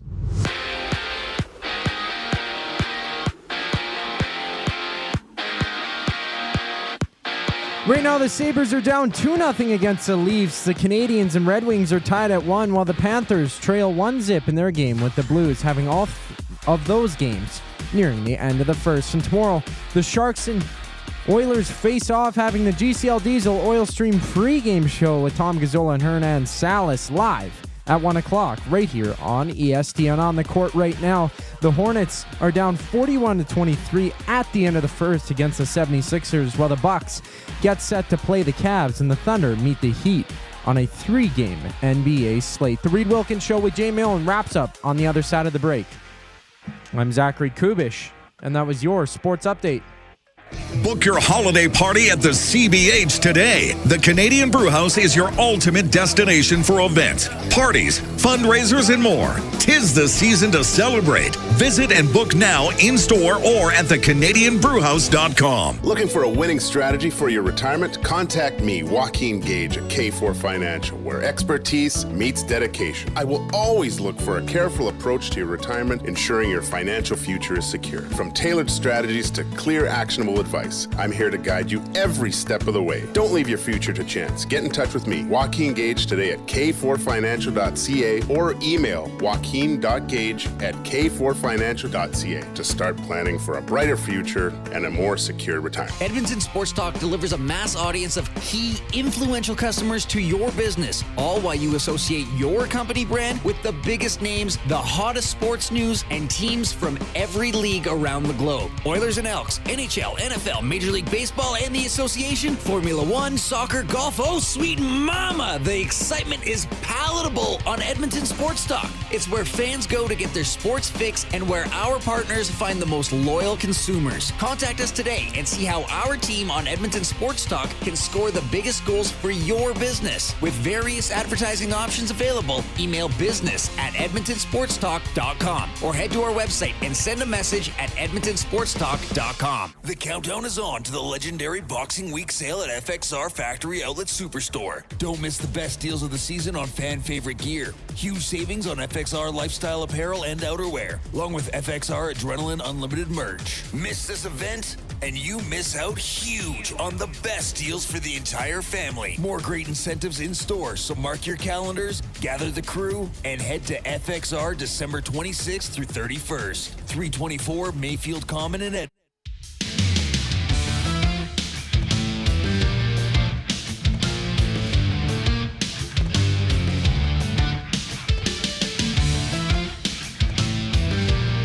Oh, my goodness. We're in the James H. Brown studio. James H. Brown Personal Injury Law Firm, the heavy hitters of injury law with over 200 years of experience. James H. Brown will get you the settlement you deserve. Visit them at jameshbrown.com. Book your private consultation today. All right. What is this game again? Indiana at Notre Dame. Yep. In a college football playoff quarterfinal. Winner goes to Georgia. So it's a locked-in bracket. They don't reseed the teams after the bracket. Correct. It's locked in. Okay. So how big is this stadium? Massive. It's South Bend. Notre Dame Stadium. What's it called? It's called Notre Dame Stadium. And it seats 77,622. Wow. It's large. Built in 1929. Sorry, opened in 1930. Opened October 4th, 1930. Cost $750,000. Wow. Yeah. Do you know the stadium at Michigan, the Big House? How many are over 100,000 in the States? 4 or 5? Do you have the list? I think the Rose Bowl in Pasadena is. And I know Michigan, the Big House is. Okay, here we go. Ohio Beaver State. Stadium. That's Penn State. No, Beaver Stadium's in Oregon. Oregon State. Why did I think it was Penn State? 'Cause I'm not Ohio smart. Stadium. Is that the Horseshoe? I think that's the Horseshoe. Kyle Field. Where's that? List of American football stadiums by capacity. Yes, Beaver Stadium, Penn State Nittany Lions. Fine. 106,572 is second to Michigan Stadium, 107,600. Ohio Stadium for Ohio State, just shy of 103,000. Kyle Field, Texas A&M. Texas A&M, yeah. 102.7. Tiger Stadium, Louisiana, 102.3. Neyland Stadium in Knoxville, 101,915. Darrell K. Royal, Texas Memorial Stadium in Austin for Texas, just over 100,000. And then Bryant-Denny Stadium in Alabama, 100,000. So 1, 2, 3, 4, 5, 6, 7, 8 stadiums over 100,000. The population of Tuscaloosa is under 100,000, just under 100,000. The football stadium is just over 100,000. Wow. Yeah. That's incredible. All right. 780-218-9999. Chief Andy saying happy holiday. Yeah, a few people wishing us Merry Christmas, happy holidays in the Nasty Chat, which leads me to believe no one's going to be listening on Monday. They're doing it today. They will. It'll be just me and the 14 listeners I used to have on Inside Sports. It's time for my top 3 and Jay's for Food Sausage, the best sausages you will ever eat, locally made and packed full of flavor. Order online or visit them in-store, 6736 99th Street. Take advantage of their EST discount. 10% off your order by entering the online code EST, or just mention EST in-store, McLean. Free delivery in Edmonton on orders over $100, as Food Sausage says you can't beat our meat. It is my top 3 Christmas characters. Ooh. So from Christmas stories, movies, books, novellas, poems, songs. My top 3 Christmas characters. And people know I love this movie. And plus it's modern day, right? It's not going back to the 1700s or something. It's Buddy the Elf. Sure. From Elf. Is absolutely on this list for me. Will Ferrell, incredible performance. I think a great movie. I think a heartwarming movie. I also think a Christmas movie for all ages. I think kids could have fun with it and see Will Ferrell being goofy, but I also think there's humor for adults so that they can get pulled into as well. It's well-paced, it's goofy, and Buddy the Elf is the centerpiece of that. So Buddy the Elf would be definitely on my list of my top 3 Christmas characters. Fantastic. I think that's a very good pick. Elf is a staple in our house. Do you know what his last name is? Oh, what was it? Christmas? Buddy Hobbs. Buddy, how did you know that? Because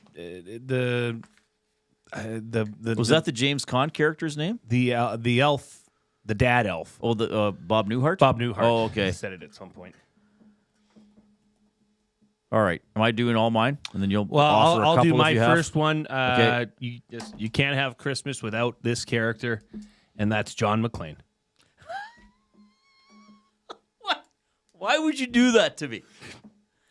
It's just a pander McClane. pick to the people, and I just wanted to get a reaction. I don't think it's a Christmas movie. I just wanted to get your reaction. Well, I just for reference, I typed in best Christmas characters, and John McClane does show up on a couple of lists for sure. My number one, though, would be Clark Griswold.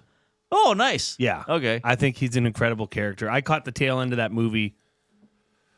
I think it was after the door handle debacle. I said, I just got to sit down and diffuse. Oh, when you couldn't fix. Did you get the new lock, by the way? Yeah, it's working. Okay, good. I caught the tail end of it, and I mean that scene where he's going off about his boss. Son of a, like he's yelling at it. Apparently, the cast had cue cards on their chest, so he's going through that rant of however many words. Mm-hmm. They all had the words written on their chest, and if you look at him while he's going through it, you can see him moving left to right with his eyes. Yeah, that's great. Clark Griswold. A lot of ways to go here. I considered, Rudolph, classic song. But I think I have to go with a character that started in writing and then has been portrayed in various movies. And plus the character name is also a noun. Don't be such a Scrooge. Like, it's got to be Scrooge. And it's a great story. It's another story of kind of Christmas redemption. It's a story of classic characters. I mean, you could almost pick your 3 favorite Christmas characters all from A Christmas Carol. One of the ghosts, Tiny Tim. Who was it? Bob Cratchit. Marley was his partner that's also a ghost, right? So a lot of options there, but I got to go with Scrooge. Why not? Great pick. I mean, it's hard to... What are you going to say? He's synonymous with, well, not synonymous with Christmas, but he's a staple of Christmas, like him or not. My second pick is very similar to yours in that I'm going with the Grinch. Okay, well, I got to change my number 3 now. Oh, no. Well, I mean, that's another classic. Don't be such a Grinch. Well, you're such a Grinch. Yeah, I'm going with Benedict Cumberbatch. Grinch. Okay, that's the one I got to watch over this Christmas. Oh, please do it. Yeah. It is so good. From 2018? It's my favorite Grinch, yes. Okay. The original was the original, but it's kind of creepy and poor quality, but it is what we grew up with. Then they did it with Jim Carrey, which was neat, right, and cool. But this one, I think it's good. They did a good job making it fun for adults and kids, right? So which is would important like for those styles. You would movies. like it. All right. Who am I going to present then as my third one? McLean. I think I am going to go with Rudolph then. Okay, that's fair. Which Rudolph one? Rudolph the Red-Nosed Reindeer. From the song. I'm going to go with the one from the song. Not from the movie? No, the one from the song. The Rudolph from the song. That character. Rudolph the Red-Nosed Reindeer had a very shiny nose, and if you ever saw it, you would even say it glows. I probably don't remember the rest of the song, but that's it's a song that tells a story, right? And again, he was kind of picked on, sort of a bit of a reject. And then because of his bright, shiny nose, he saves Christmas. Name the 9 reindeers. Okay, here we go. I love stuff like this. All right, Donner. Vixen. Yep. Blitzen. Yeah. Okay, hang on. This is embarrassing. I'm not even going to get half. I can't remember how it goes. Oh, my God. Is there something that rhymes with Donner? No. Donner, Vixen. Is it Blitzen or Blixen? Blitzen. Blitzen. You're going about it the wrong way. Just start the song. I can't, but I don't remember the song. I'm too Scrooge-ish. Dasher and Dasher and Prancer. And Dance. And Dan. Well, you're just giving them Dasher, Prancer, Dancer, Mercury. No. Venus. Close. No, you had Vixen already. I had Vixen. Dasher, Prancer, Dancer. Oh man, this is. I'm humiliated. Oh, Comet and Cupid. thanks to my mom. Yes, I knew that. I was like, somebody save me. That's awful. I don't know the reindeer, but I can name all members of Spider-Man Sinister Six. I bet you could. Somebody email me Dasher. Their favorite version of Spider-Man Sinister Six. Read at EdmontonSportsTalk.com. Comment. Jimbo with a limerick to my email. In Edmonton, where sports fans sway, Reid and Jay bring cheer every day.